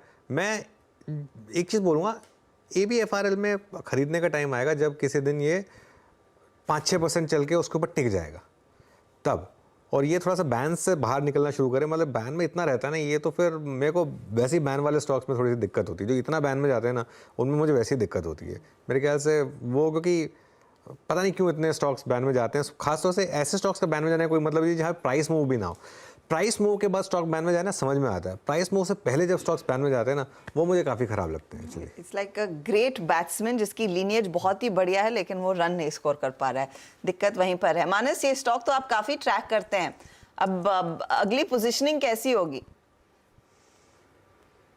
फाइट करना बेहतर रहेगा क्योंकि लोअर लेवल पे ये सही है कि 200 डे मूविंग एवरेज जो कि 230-229 के आसपास है, वहां पर सपोर्ट जरूर है, लेकिन स्ट्रेंथ नहीं दिख रही है स्टॉक में। तो अगर आपके पास लॉन्ग पोजीशन है तो 229 का स्टॉप लॉस जरूर लगाइए और 245 के ऊपर ही यहाँ पर एग्रेसिव होकर खरीदारी करनी चाहिए, उससे पहले यहाँ पर लॉन्ग पोजीशन ना बनाए। लॉन्ग पोजीशन इस समय ना बनाए, देखते हैं स्टॉक आगे उन लेवल्स के पार जाता है या नहीं। टेक्नोलॉजी काउंटर्स एक बार स्क्रीन पर रखिएगा क्योंकि नैस्कॉम जो इंडस्ट्री बॉडी है IT कंपनियों की, वहां से कुछ बयान आ रहे हैं। Indian IT revenue growth FY24 के लिए नियरली 4% के आसपास वो आंकड़े, इसमें कुछ नई बात नहीं है, लेकिन हाँ ये कह रहे हैं बेहतर रेवेन्यू ग्रोथ देखने को मिलेगी FY25 में। हायरिंग आपको ध्यान में होगा कि कब कुछ काफ़ी कम हुई है पिछले 3 तिमाहियों में, उसमें एक पिकअप देखने को मिलेगा और भरोसा तो यही है कि इस कैलेंडर ईयर में BFSI सेगमेंट से कुछ और बेहतरी देखने को मिलेगी और टेलीकॉम में भी इंप्रूवमेंट देखी जाएगी। आपको याद होगा टेलीकॉम एक स्पेस है जहां पर अक्रॉस कंपनीज प्रेशर देखने को मिला है। IT कंपनियों में आज थोड़ा सा एक्शन है। हम विप्रो की बातचीत कर रहे थे, राजेश अग्रवाल जी, अगर फंडामेंटली आपने कोई ट्रेड लेना हो IT में, क्या रहेगा वो? देखिए, अगर डिलीवरी के हिसाब से लेना हो तो पहली पसंद हमारी इन्फोसिस की रहेगी लार्ज कैप्स में। वैल्यूएशन के हिसाब से अच्छा लगता है, डिलीवरेबल्स अच्छे हैं, नए ऑर्डर्स जो आए, ऑर्डर इनफ्लो ठीक ठाक आए, और हमेशा से ये रहा है कि इन्फोसिस कमिट कम करता है और डिलीवर ज्यादा करता है। तो लार्ज कैप में इन्फोसिस पहली पसंद रहेगी वैल्यूएशन के हिसाब से। और अगर मिड कैप की बात की जाए तो इंटेलेक्ट डिजाइन कंपनी है मिड कैप में, जिनके जो प्रोडक्ट प्रोफाइल वगैरह देखी जाए तो वो हमने हमारे क्लाइंटों को रिकमेंड कर रखा है। ओके, चलिए अब एक काम करते हैं, अब बात करते हैं मार्केट्स फंडामेंटल्स पर और क्या ट्रिगर रहेंगे आगे के लिए, कौन से सेक्टर से स्टॉक्स में पैसा बनेगा, और कौन से सेक्टर्स आपको अवॉइड करने चाहिए? DR चौकसी फिनसर्व के मैनेजिंग डायरेक्टर देवेंद्र चौकसी हमारे साथ जुड़ गए हैं। देवेंद्र जी, गुड आफ्टरनून।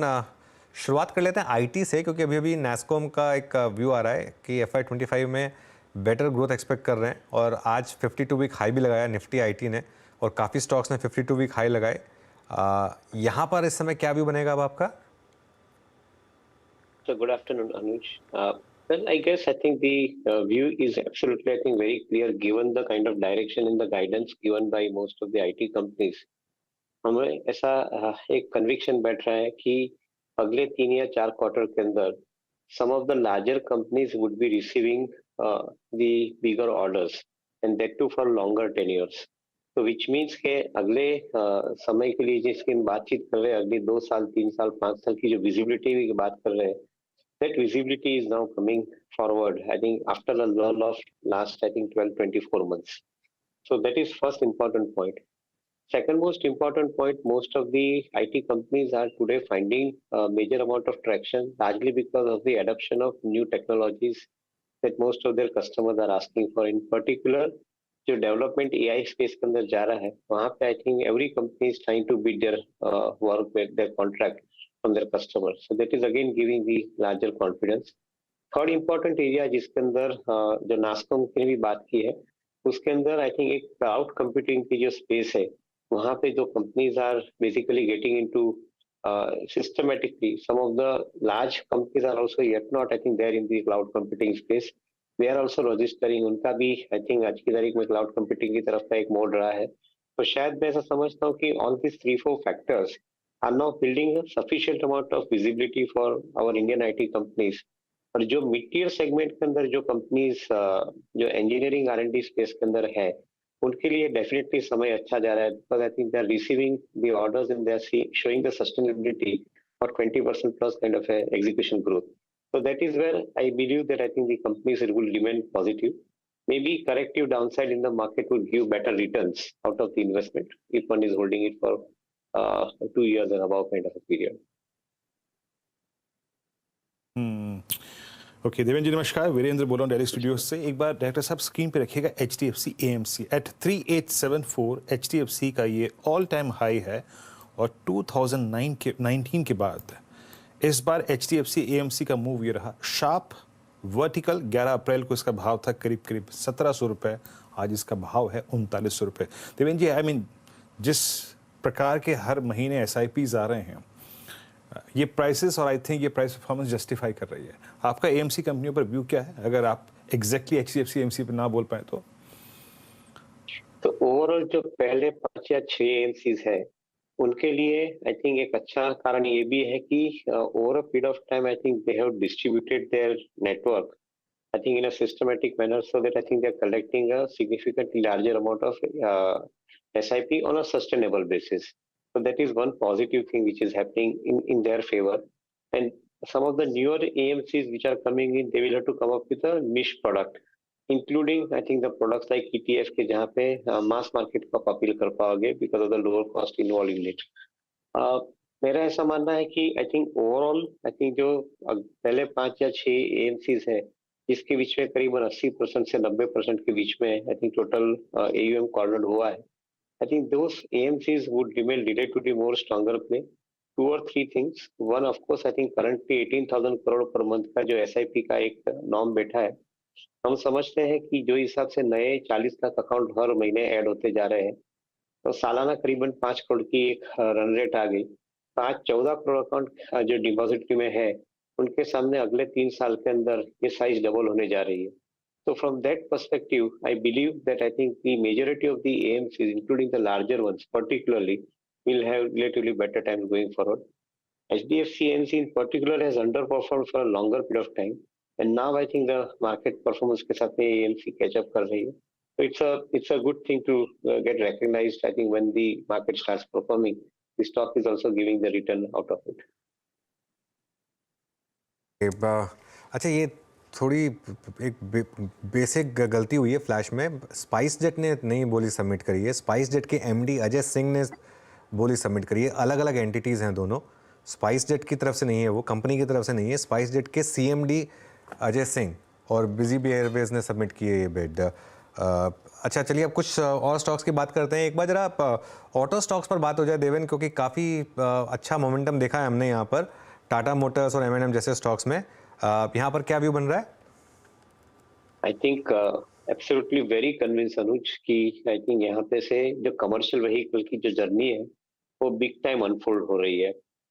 जो मोमेंटम हमने लास्ट 12-24 महीने के बीच के अंदर पैसेंजर व्हीकल में बने हुए देखा है, I think the similar kind of a momentum is expected to happen in the commercial vehicles, and we are absolutely getting very good clarity because of two reasons.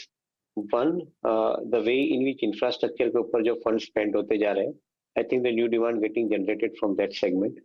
Scrappage की जो अभी तक इतनी वैल्यू नहीं गिनी जा रही है, I think that also is creating a buzz now as far as I think the scrappage of old vehicle and the new vehicle demand is getting generated.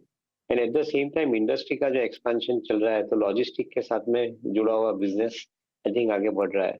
तो मैं ऐसा समझता हूँ कि commercial vehicle would be one prime sector where you would probably see a sustained demand continuing for next 3-5 years I think in a visible period at this point of time. So we remain absolutely convinced, and we also remain equally convinced about I think some of the select auto ancillaries. क्योंकि एक तरफ auto ancillary के पास उनके OEM customer के माध्यम से नया धंधा उनको मिल रहा है, दूसरी तरफ जो इनपुट कॉस्ट का जो चैलेंज था पिछले सालों में हायर कॉस्ट का, शायद I think to a greater extent it has come under control, so they should be in a position to maintain good margin. In fact I think some of the good ancillaries they are talking of margin expansion by at least 0.5% to 1 percentage point and going near to the mid teens, I think those EBITDA margins. So that is where probably I think we remain relatively more confident about some of the ancillaries as well, along with the OEM autos in commercial vehicle in particular. Deven, good afternoon. Oil and gas आप sector को काफ़ी closely track करते हैं। मैं specifically oil marketing कंपनियों पर आपकी राय लेना चाहूँगी, जहां पर अक्टूबर से लेकर अब तक कुछ स्टॉक्स ने 100% से ज़्यादा के गेन्स दे दिए हैं, कुछ जस्ट सब ऑफ 100% है। लेकिन इन लेवल्स पर, इन अर्निंग्स पे क्या अभी भी आप खरीदारी करने के पक्ष में हैं? तो हर्षदा, आई थिंक एक व्यू ऐसा बनता है कि this companies their business outlook is definitely connected very naturally with the business outlook or the growth outlook of the country itself. So अगर फ्यूल की डिमांड ज्यादा बढ़नी है तो certainly I think इकोनॉमी का ग्रोथ रेट बढ़ता है, तो उसके साथ में ये फैक्टर जुड़ा हुआ है। So there is no doubt about I think systematically increasing in the demand for the fuel as far as I think the country is concerned. So that part is given. The major important part I think जो हम लोग देख रहे हैं उसके अंदर कि margin expansion ये थोड़ा कमोडिटाइज प्ले हो जाएगा। उसको आप इतना गारंटी के साथ में नहीं बोल सकते हो कि हर क्वार्टर के अंदर आपको मार्जिन एक्सपेंशन का बेनिफिट मिलेगा। सो जो जीआरएम पिछले क्वार्टर के सामने आज का ही क्वार्टर के अंदर थोड़ा बेनिफिट मिल रहा है, उसके ऊपर मार्केट ने वेटेज दिया है, बट ये कमोडिटी प्ले है तो शायद इसके ऊपर आपको थोड़ा फोकस रखना पड़ेगा। Importantly many of the refining companies including exploration company जो रिन्यूएबल स्पेस के अंदर ग्रीन हाइड्रोजन की तरफ जा रहे हैं, आई थिंक वहां पे मुझे अगले 5-7 साल के अंदर एक अच्छा अट्रैक्शन बनता दिख रहे हैं हम। तो that is a play which one would like to closely watch out for.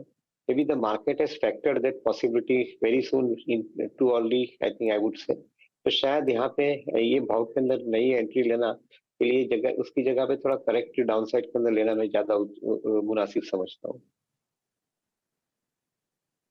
Okay Deven जी, इस बार इस अर्निंग सीजन में मोटे तौर पे हमने एफएमसीजी में प्रेशर देखा, स्पेशली एचयूएल के तो वॉल्यूम्स के केस में वो प्रेशर विजिबल था। बट आई थिंक सबसे बड़ा लिक्विडेशन, सबसे बड़ा पेन इस पूरे अर्निंग सीजन में जिस एफएमसीजी स्टॉक में हमने देखा है, that's ITC at 405। I think technically अगर मैं देखूं तो ये शायद 200 डिमा से भी इस वक्त लगभग 50 रुपये 30 रुपये नीचे ट्रेड कर रहा है। आईटीसी में इस पिछले 2 क्वार्टर की अंडर परफॉर्मेंस का बड़ा रीजन क्या मानते हैं, और क्या ये प्राइस 405 री एंट्री अच्छा पॉइंट है क्या? Absolutely. I think when market gives opportunity buy, that is a mantra that we follow. Current opportunity जो market के अंदर ITC में मिल रहा है, उसका जो reason है is because of BAT is basically wanting to sell part of their stake for the reasons which have been mentioned. And एक बार RBI का permission उनको मिल जाता है तो शायद I think this transaction will get executed. This is the overhang as far as I think the stock price is concerned. उसके लिए भाव घटा है ऐसा हमें समझ में आ रहा है। अदरवाइज आप उनकी एक कोई भी वर्टिकल चुन लीजिए, I think each and every vertical is producing significant amount of business growth as well as generating cash, which is very important. Be it agri vertical, be it IT vertical, be it FMCG vertical, hospitality hotel vertical, and the paperboard vertical. Each of these vertical is basically having and experiencing अच्छी तरह से उनका demand का scenario काफी हद तक strong बना है। तो मैं समझता हूँ कि फंडामेंटल स्ट्रॉन्ग होने के कारण ये company definitely I think prime important रखती है। So I think this corrective price is becoming a buy opportunity. Maybe I think one can buy gradually, given the kind of overhang that one is seeing due to the supply situation due to VAT. ये in fact एक dipper खरीदने वाला सबसे बढ़िया share रहेगा, specially वो जो supply constraints आएंगे। कंसर्न्स हैं कि बीएटी बेचेगा तो नीचे आ सकता है स्टॉक, शायद इससे बेहतर मौका आपको ना मिले। देवेन, बैंकों में खासतौर से पीएसयू बैंकों में अब क्या पोजीशन आप स्टेट बैंक, पीएनबी, बॉब में लेना ठीक समझते हैं? क्योंकि स्पेस में भी आप गौर करिएगा, परफॉर्मेंस डिसेंट रहा है स्टॉक्स का। कुछ ऑफ कोर्स कंसर्न्स उभर कर आए कि मार्जिन यहाँ से और कितने ग्रो करेंगे इन द कमिंग क्वार्टर्स, लेकिन ये सरकारी कंपनियां कितनी प्राइम है अभी भी नए पैसे के लिए, नई पोजीशनिंग के लिए? अकॉर्डिंग टू मी आप अगले 5 साल का एक नजरिया बनाए इस कंपनियों के ऊपर, ताकि एक बहुत अच्छा कॉन्फिडेंस बैठता है। बिकॉज एक तरफ इकोनॉमी की साइज बढ़ रही है अगले 5 साल के अंदर, दूसरी तरफ जो कंपनियां की बैलेंस शीट की साइज बड़ी है उनके लिए बहुत अच्छा इंडिकेशन है। Because I think they would be in a favourable position to lend to the borrowers given the kind of size of the balance sheet. तीसरी चीज के ऊपर ध्यान दे तो ये पब्लिक सेक्टर की कंपनी के अंदर government focus is expected to be to consolidate them, यानी छोटी यानी मिड साइज की कंपनी है उनको आप कंसोलिडेट करके बड़ी कंपनी के अंदर लाना चाहते हो, सो that I think the size grows bigger and economy is taken care of. ये प्रोसेस के अंदर आई थिंक शायद थोड़ा बहुत डिसरप्शन हो सकता है in couple of quarters, but otherwise मैं समझता हूँ कि I think bigger the size, bigger is the opportunity in the banking sector, particularly because India is targeting higher amount of growth. तो ये माध्यम से देखें तो ये कंपनी के अंदर अगले 4-5 साल के अंदर अच्छी क्लैरिटी मिल रही है, डायरेक्शनल क्लैरिटी मिल रही है। तो ऊपर थोड़ा प्रेशर आ सकता है, that is definitely given, but at the same time some of the larger banks because of their fee based portfolio they are in a position to generate that portfolio in a systematic manner. So it balances out the situation. In my viewpoint, I think any corrective downsides in any of the stocks, I think it's particularly the larger ones like SBI would be a buy opportunity. Okay Deven, last एक प्रश्न पूछूंगा आपसे यहाँ पे। आज auto में बड़ा move है, आई मीन मारुति ने अपना ऑल टाइम हाई क्रिएट किया, Tata Motors at all time high. आज मूव काफ़ी अच्छे खासे शार्प। स्पेशली आपका जो preferred stock in passenger vehicle segment वो क्या है इस वक्त और क्यों? आपके पास चॉइस ही लिस्टेड कंपनी के अंदर कम है पैसेंजर व्हीकल के ऊपर ध्यान देना है तो अभी तक हुंडई लिस्टेड हुआ नहीं है, but otherwise I think Maruti, Tata Motors and Mahindra, these three companies are the relative choice I think in the passenger vehicle segment, particularly जिसकी आप चर्चा कर रहे हैं। So certainly Maruti remains the favorite of the lot because of the higher growth that it is assuming due to the category called SUV category, जहाँ पे systematically higher amount of volume uptake is also being seen and the margin also is being seen. So that company remains absolutely convincing. Whether it is convincing to buy at the current price, maybe that's a debatable question, क्योंकि market के अंदर जो भी future possibility है उसके सामने price already बढ़ चुका है, तो शायद थोड़ा करेक्शन आता है तो बेटर अपॉर्चुनिटी रहेगी। Tata Motors on the other side I think looks pretty interesting. Commercial vehicle की हमने जो बात की उसके सामने पैसेंजर व्हीकल का पोर्टफोलियो एंड इलेक्ट्रिक व्हीकल का पोर्टफोलियो जो टाटा मोटर्स का है that remains absolutely very convincing, including the JLR portfolio. So my preference, if I have to select one out of the three, I think would go towards Tata Motors. And of course, I think correction in the price would be a better opportunity to generate return. In fact auto कंपनियों पर आपकी राय। देवेन, शुक्रिया हमारे लिए समय निकालने के लिए। लेकिन एक स्टॉक आपके सामने लेकर आते हैं and I am quite surprised इस पूरी डेवलपमेंट को लेकर। स्पाइस जेट जो करीब 12% ऊपर आ गया है। कुछ देर पहले वो अपडेट आया था कि अजय सिंह अपनी पर्सनल कैपेसिटी में बिजी बी के साथ मिलकर गो एयरवेज के लिए बोली लगाएंगे, लेकिन कुछ ही मिनट पहले दरअसल स्पाइस जेट की तरफ से भी एक रिलीज एक्सचेंजेस पर आई है और स्पाइस जेट कहता है कि वो एक ऑपरेटिंग पार्टनर के तौर पर इस नई एयरलाइन के लिए काम करेंगे, जहां पर वो स्टाफ सर्विसेज और इंडस्ट्री एक्सपर्टीज देंगे और ये कोलैबोरेशन दरअसल सिनर्जीज क्रिएट करेगा दोनों कैरियर्स के बीच में, यानी कि गो एयर जो वो नई एंटिटी के तौर पर जो जब भी इफ एट ऑल वो संभालने के लिए इनके हाथ आता है अजय सिंह के।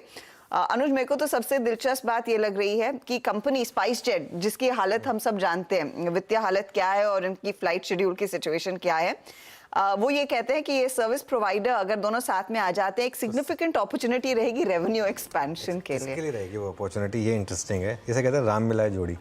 मतलब अपना घर संभल नहीं रहा, आप दूसरे का घर संभालने चलें। अपने लोगों को तो सैलरी दे दो पहले। मतलब मैं तो खैर स्पाइस जेट की आज की डेट में कोई फ्लाइट लेता नहीं हूँ आज तक। एक्चुअली मुझे नहीं याद लास्ट टाइम मैंने कब ली थी। मैं तो मतलब मैं तो सच बताता हूँ, आप बिलीव नहीं करेंगे, मैं जब दिसंबर में श्रीनगर गया था, मैंने हॉपिंग फ़्लाइट ली थी इंडिगो की, जबकि मेरे पास डायरेक्ट फ़्लाइट का ऑप्शन था। स्पाइस जेट की डायरेक्ट फ़्लाइट थी और वो भी सस्ती फ़्लाइट थी। मैंने महंगी हॉपिंग फ़्लाइट ली लेकिन स्पाइस जेट नहीं ली क्योंकि कॉन्फिडेंस नहीं था बिल्कुल भी। और कहीं वो एयरपोर्ट पर जाके पता चले कि कैंसिल हो गई, उसके बाद हो गया आपकी हॉलीडेज़ का सत्यानाश। तो ये मेरे ख्याल से ये सब चीज़ें जो है ना, ये काइट फ्लाइंग है, हो जाने दीजिए, उसके बाद देखते हैं। और आई एम सरप्राइज कि स्टॉक में इस तरह का रिएक्शन आ रहा है। मार्केट है ना, बुल मार्केट है, बुल मार्केट है, बुल मार्केट है। बुल मार्केट में क्या है कि हर किसी को ये लगता है कि मैं तुमसे ज़्यादा स्मार्ट हूँ। मतलब सबको पता है कि ये स्टॉक इवेंचुअली यहाँ से नीचे जाने वाला है, लेकिन सबको ये लगता है कि मैं उससे पहले निकल जाऊँगा। एक बार मतलब बस मोमेंटम आएगा, मैं लेके निकल जाऊँगा, उसके बाद जो होगा वो देखी जाएगी। इससे अच्छा जो एक अच्छी खासी profit generating, cash generating machine है, मशीन की तरह जो काम कर रही है, और वो आपको एयरपोर्ट पे दिखाई भी दे जाएगा एक्चुअली। उसमें पैसा लगाइए, जहाँ पर प्रॉफिटेबिलिटी आपको क्लियर कट दिख रही है, उसमें पैसा लगाइए। ये सब फंसने वाले काम होते हैं, फंसने वाले फंसते हैं। हर बुल मार्केट में नए फंसने वाले लोग आते हैं, तभी तो कहते हैं ना। तो ठीक है, अब ये देखिए स्टॉक, हम और नेगेटिव बोलेंगे ये और चलेगा। ये मतलब ये एकदम बिल्कुल क्लासिकल बुल मार्केट है, होता है ये सब। चलिए, ऑल द बेस्ट। मैं यही कहूँगा कि जो स्पाइस जेट का शेयर ले रहे हैं, ऑल द बेस्ट, उनको मैं यही कहूँगा। चलिए अब कल की तैयारी कर लेते हैं आज तक। जी हाँ, और यतिन भी जुड़ गए हैं स्टूडियो में। यतिन, बताइए डीलिंग रूम में किसकी चर्चा हो रही है? तो देखिए, दो स्टॉक्स जो आज डीलर्स के रेडार पे हैं, और अगर हम ओवरऑल बात करें तो औरोबिंदो फार्मा, ये एक स्टॉक है जो रिसेंटली करेक्ट हुआ था और आज अच्छी तरीके से बाउंस बैक दिखा रहा है। ओपन इंटरेस्ट भी अगर आप देखें तो 2-2.5% बढ़ा हुआ है, और ओवरऑल यहाँ जो वीक ट्रेंड था वो एक बार रिवर्स होता हुआ दिखाई पड़ रहा है। डीलर्स का मानना ये है डोमेस्टिक फंड जो है खरीदारी कर रहे हैं, और यहाँ से पोजिशनली 1100 तक के टारगेट्स औरोबिंदो फार्मा पे आ सकते हैं। वैल्यूएशन के लिहाज से भी डीलर्स को ये स्टॉक पसंद है, तो औरोबिंदो फार्मा एक डीलर्स का पोजिशनल बाय रिकमेंडेशन है। इसके अलावा ONGC भी एक स्टॉक है जहाँ काफ़ी सारी HNI एक्टिविटी दिखाई पड़ रही है, और मार्की HNIs यहाँ खरीदारी कर रहे हैं। डीलर्स का मानना ये है कि यहाँ BTST ट्रेड लेके चलें, 285-290 तक के टारगेट्स देखने को मिलने चाहिए मंडे ट्यूसडे को। और ओपन इंटरेस्ट की बात करें तो लगभग 18 लाख शेयर्स फेब सीरीज में ही ऐड हुए हैं तेजी की तरफ, तो ये भी एक स्टॉक है जहां डीलर शॉर्ट टर्म ट्रेडिंग करवा रहे हैं। ओके, चलिए अब BTST कॉल्स लेते हैं। मार्केट थोड़ा सा हल्का हुआ हायर लेवल से, रिलायंस थोड़ा सा नीचे आया, उसका एक इम्पैक्ट। निफ्टी डे हाई पर नहीं बंद हो रहा है, लेकिन ठीक है, फिर भी कोई दिक्कत नहीं है। चलिए BTST कॉल्स लेना शुरू करते हैं। गाबा सर बताइए क्या कैरी करेंगे? BTST, और वो रहेगा इंडियन होटल। 534 का स्टॉप लगाना चाहिए। अब ट्रेड करा 537, ₹3 का स्टॉप है। ऑन द अपसाइड करीब 550 वहां तक जा सकता है। Yes, BTST, Indian hotel. Okay, Indian hotels पर आपका BTST ट्रेड है, और इस वक्त डे हाई की ट्रेड मार्केट ट्रेड होता हुआ इंडियन होटल्स। माना साहब क्या ट्रेड कैरी करेंगे? देखिए, फार्मा क्षेत्र से ही रिकमेंडेशन है, और टोरेंट फार्मा के फ्यूचर में खरीदारी करने की राय रहेगी। पैटर्न देखिए तो स्टॉक करेक्ट हुआ, 20 डे मूविंग एवरेज के आसपास सपोर्ट लिया और आज रिवर्सल देखने को मिला है। तो टोरेंट फार्मा के फ्यूचर में खरीदारी करनी है। 2640 के प्राइस चल रहे हैं। 2614, 2614 के आपको स्टॉप लॉस लगाने हैं, और 2690, 2690 के आपको टारगेट टोरेंट फार्मा के फ्यूचर में सेट करने हैं। ओके, तो 2690 के टारगेट के लिए तेजी टोरेंट फार्मा में। समित, आपका ट्रेड क्या होगा? SBI लाइफ इंश्योरेंस के साथ जाना चाहेंगे। रिसेंटली स्टॉक में एक अच्छा खासा हमने कंसोलिडेशन देखा है, बट ये टाइम वाइज एक कंजेशन फेज था और आज इसने एक डिसाइसिव ब्रेकआउट वॉल्यूम के साथ कंफर्म किया हुआ है। तो यहाँ से हमें लगता है कि नेक्स्ट वीक के लिए मंडे ट्यूसडे आपको एक अच्छी खासी मूव इसमें दिख सकती है।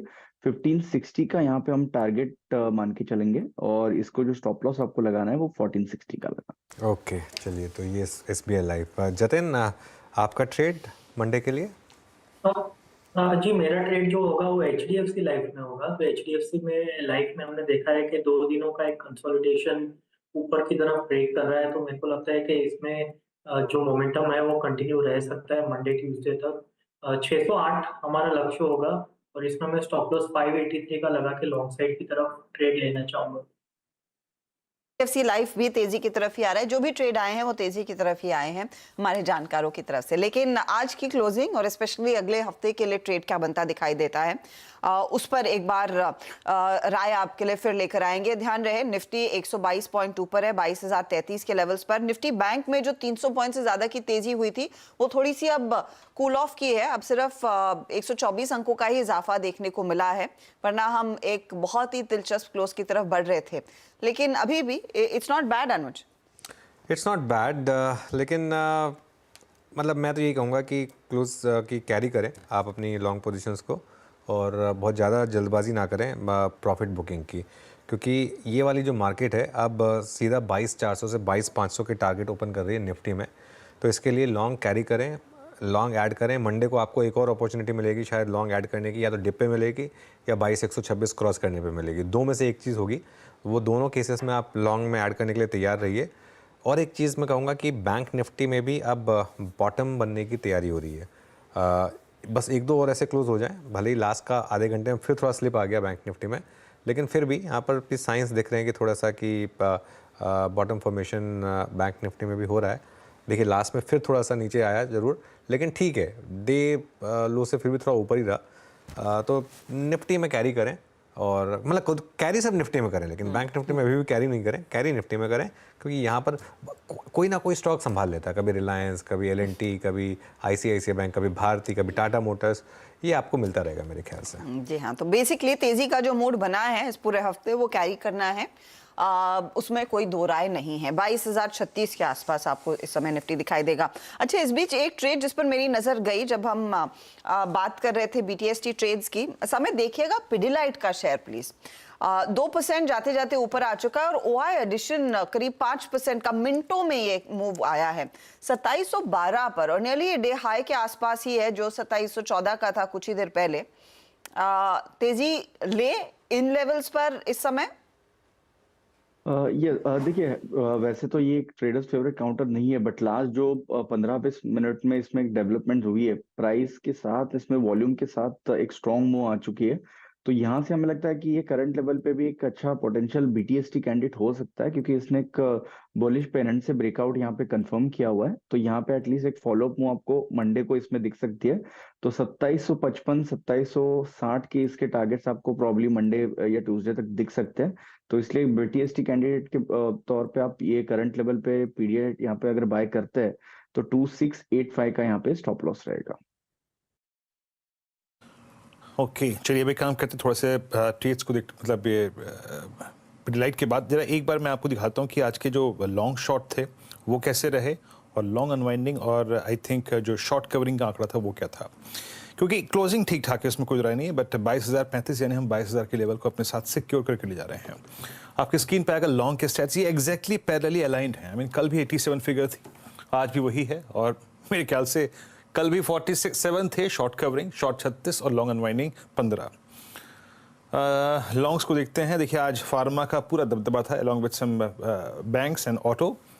ग्लेनमार्क फार्मा 7% ऊपर, फेडरल बैंक लगभग 5%, विप्रो, मेट्रोपोलिस हेल्थ केयर और एम्फेसिस, इन सभी काउंटर्स में आज लॉन्ग क्रिएट हुए। इप्का लैब में शॉर्ट कवरिंग थी, ग्रेनुअल्स में शॉर्ट कवरिंग थी। सुबह ही मैंने आपको बताया था कि इन दोनों ही काउंटर्स में OI घट रहे हैं, नजर रखिएगा। M&M ने आज अपना इस दौर का नया हाई क्रिएट किया। शॉर्ट बिल्डअप था गुजरात गैस में, पावर ग्रिड में, REC में, HPCL में, स्पिरिट्स में। Shorting on Friday. और लास्ट स्लाइड आएगी लॉन्ग अनवाइंडिंग एबी फैशन में और Zee entertainment Balram Puchini, BHEL Vedanta, BHEL थोड़ा सा प्रॉफिट बुकिंग में मोड में जारी है एंड इट्स आईटीसी 404 पे। याद रखिएगा आईटीसी आज जिस लेवल पे क्लोज हो रहा है, आई थिंक पोस्ट 27 अप्रैल 2023 के बाद सबसे लोवेस्ट ट्रजेक्टरी में जाके आईटीसी क्लोज होता हुआ, आई थिंक थोड़ा सा पेनफुल है आज का ये इसका बिहेवियर अब, क्योंकि ये 200 डिमा की ट्रजेक्टरी से भी एक सब्सटेंशियल डिफरेंशियल मेंटेन कर रहा है। और जहां तक प्रॉफिट बुकिंग की बात है, कुछ और काउंटर्स आई मीन बीएचएल को देखिए आप, आज थोड़ा सा बैकफुट पे ये आया। और एक एनबीएफसी स्पेस में अगर आप देखें कैनफिन होम्स आई मीन एचएफसीज में 808.50 पे ये भी आज प्रॉफिट बुकिंग मोड में आया, थोड़ा सा बैकफुट पैकेज ट्रेड करता हुआ। मिड कैप आईटी में बिरला सॉफ्ट थोड़ा सा बैकफुट पे था, पीएसयू बैंक्स में ही कैनरा बैंक थोड़ा सा बैकफुट पे रहा। जो बैंक निफ्टी आखिरी में ट्रिम हुआ 300 पॉइंट, वो एग्जैक्टली आई थिंक स्पॉन्सर किया था कुछ पीएसयू बैंक्स ने।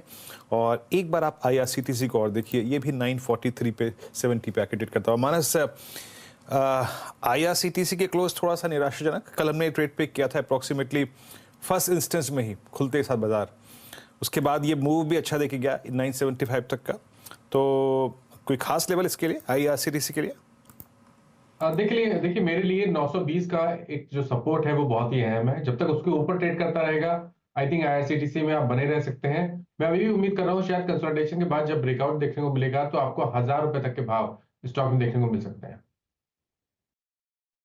तक के लेवल्स एक अपॉर्चुनिटी क्लियरली बन रही है आईआरसीटीसी में। चलिए फटाफट से वो बैन वाला अपडेट मैं आपकी स्क्रीन पर रख देती हूँ। एक लंबी लिस्ट ऑफ कोर्स वो बैन साइड पर बनी है, लेकिन क्या कुछ शामिल हो सकता है वो अब आपकी स्क्रीन पर। नैल्को जहां पर 100% की पोजीशंस आ गई हैं, जीएमआर एयरपोर्ट्स जहां पर 92% की पोजीशन है, जीएनएफसी में भी इस दरअसल लिस्ट का हिस्सा बनता हुआ दिखाई दे सकता है। यहाँ पर वेदांत है, आरबीएल बैंक है, औरबिंदो फार्मा है। तो एक यूनिक दिन होगा अगर वाकई में सभी कंपनी आ जाती है, लेकिन ज़्यादातर चांसेस वो पहले वाले कंपनी की हैं जो बैन का हिस्सा बन सकता है, जो है नैल्को।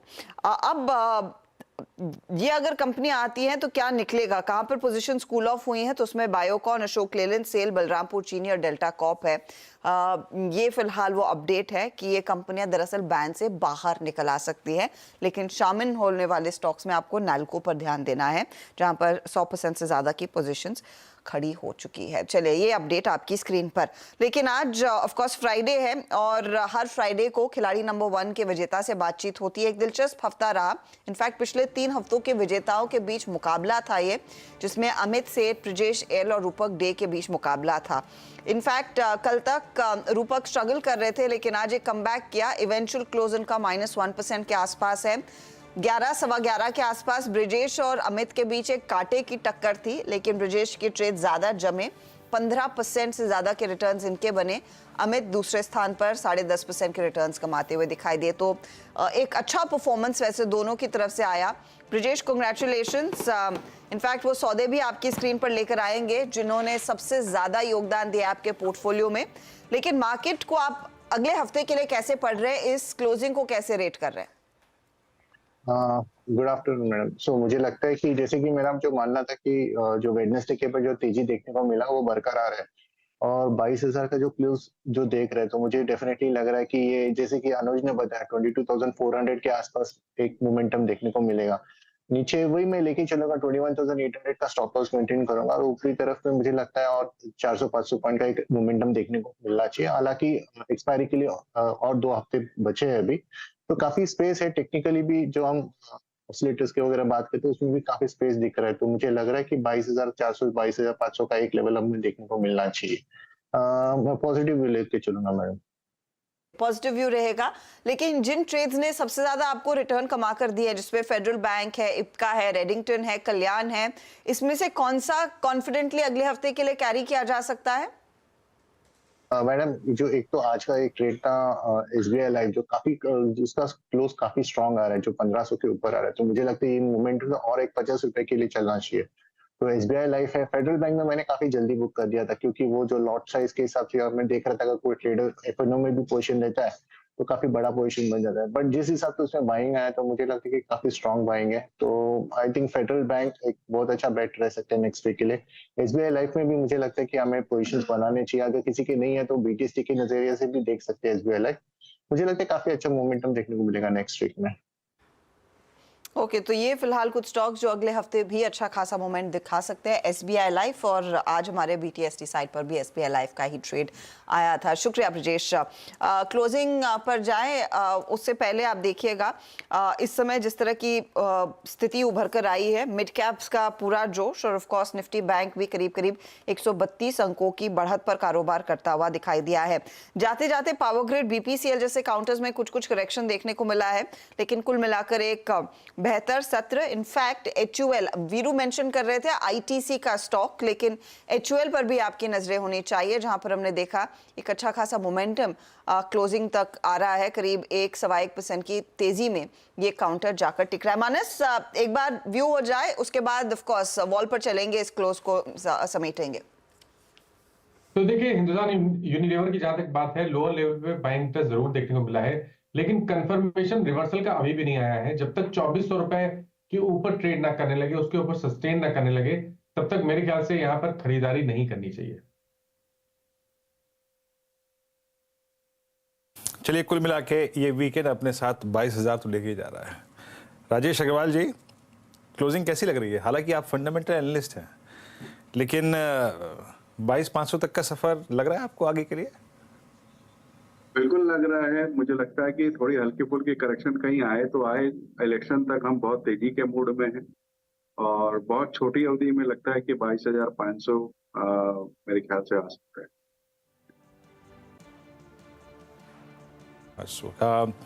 की राह खुली हुई नजर आ रही है राजेश जी को। और मिड कैप्स में कोई डाउट्स तो नहीं ना राजेश जी अभी आपको? नहीं, मिड कैप्स कैप्स में में ऐसा बहुत रिपोर्ट्स आ रही हैं, इसलिए मैं पूछ रहा हूँ। मिड कैप में ऐसा नहीं है कि सारे ही बहुत महंगे हो गए हैं या बहुत सस्ते हो गए हैं। सिलेक्टिव होना पड़ेगा। जिस तरह की अक्रॉस द बोर्ड तेजी हमने देखी है, मेरे ख्याल से वो रिपीट नहीं होगी। जहां पर कि नतीजे अच्छे हैं, वैल्यूएशन है, प्रमोटर्स ने जो आगे आए गाइडेंस वगैरह दी है, उन सब चीजों को देखते हुए you have to be selective. तो जहां अच्छी कंपनियां हैं वहां मैं भी बहुत उम्मीदें हैं कि वहां से इतनी बढ़त के बाद और भी बढ़त हो सकती है, बट बहुत सिलेक्टिव होने की जरूरत है। ओके, चलिए एक दो स्टॉक्स और देखते हैं, उसके बाद क्लोजिंग की तरफ बढ़ेंगे। महिंद्रा एंड महिंद्रा करीब करीब 4-4.5% के गेंस पर बंद हो रहा है फाइनली। गाबा सर, नेक्स्ट टारगेट्स क्या ओपन हो रहे हैं? 2000 की तरफ जा रहा है। बहुत ही हाई टाइम फ्रेम पर एक ब्रेकआउट मिला है, अब वो 1838 पे ट्रेड कर रहा है। ब्रेकआउट मिला है 1750।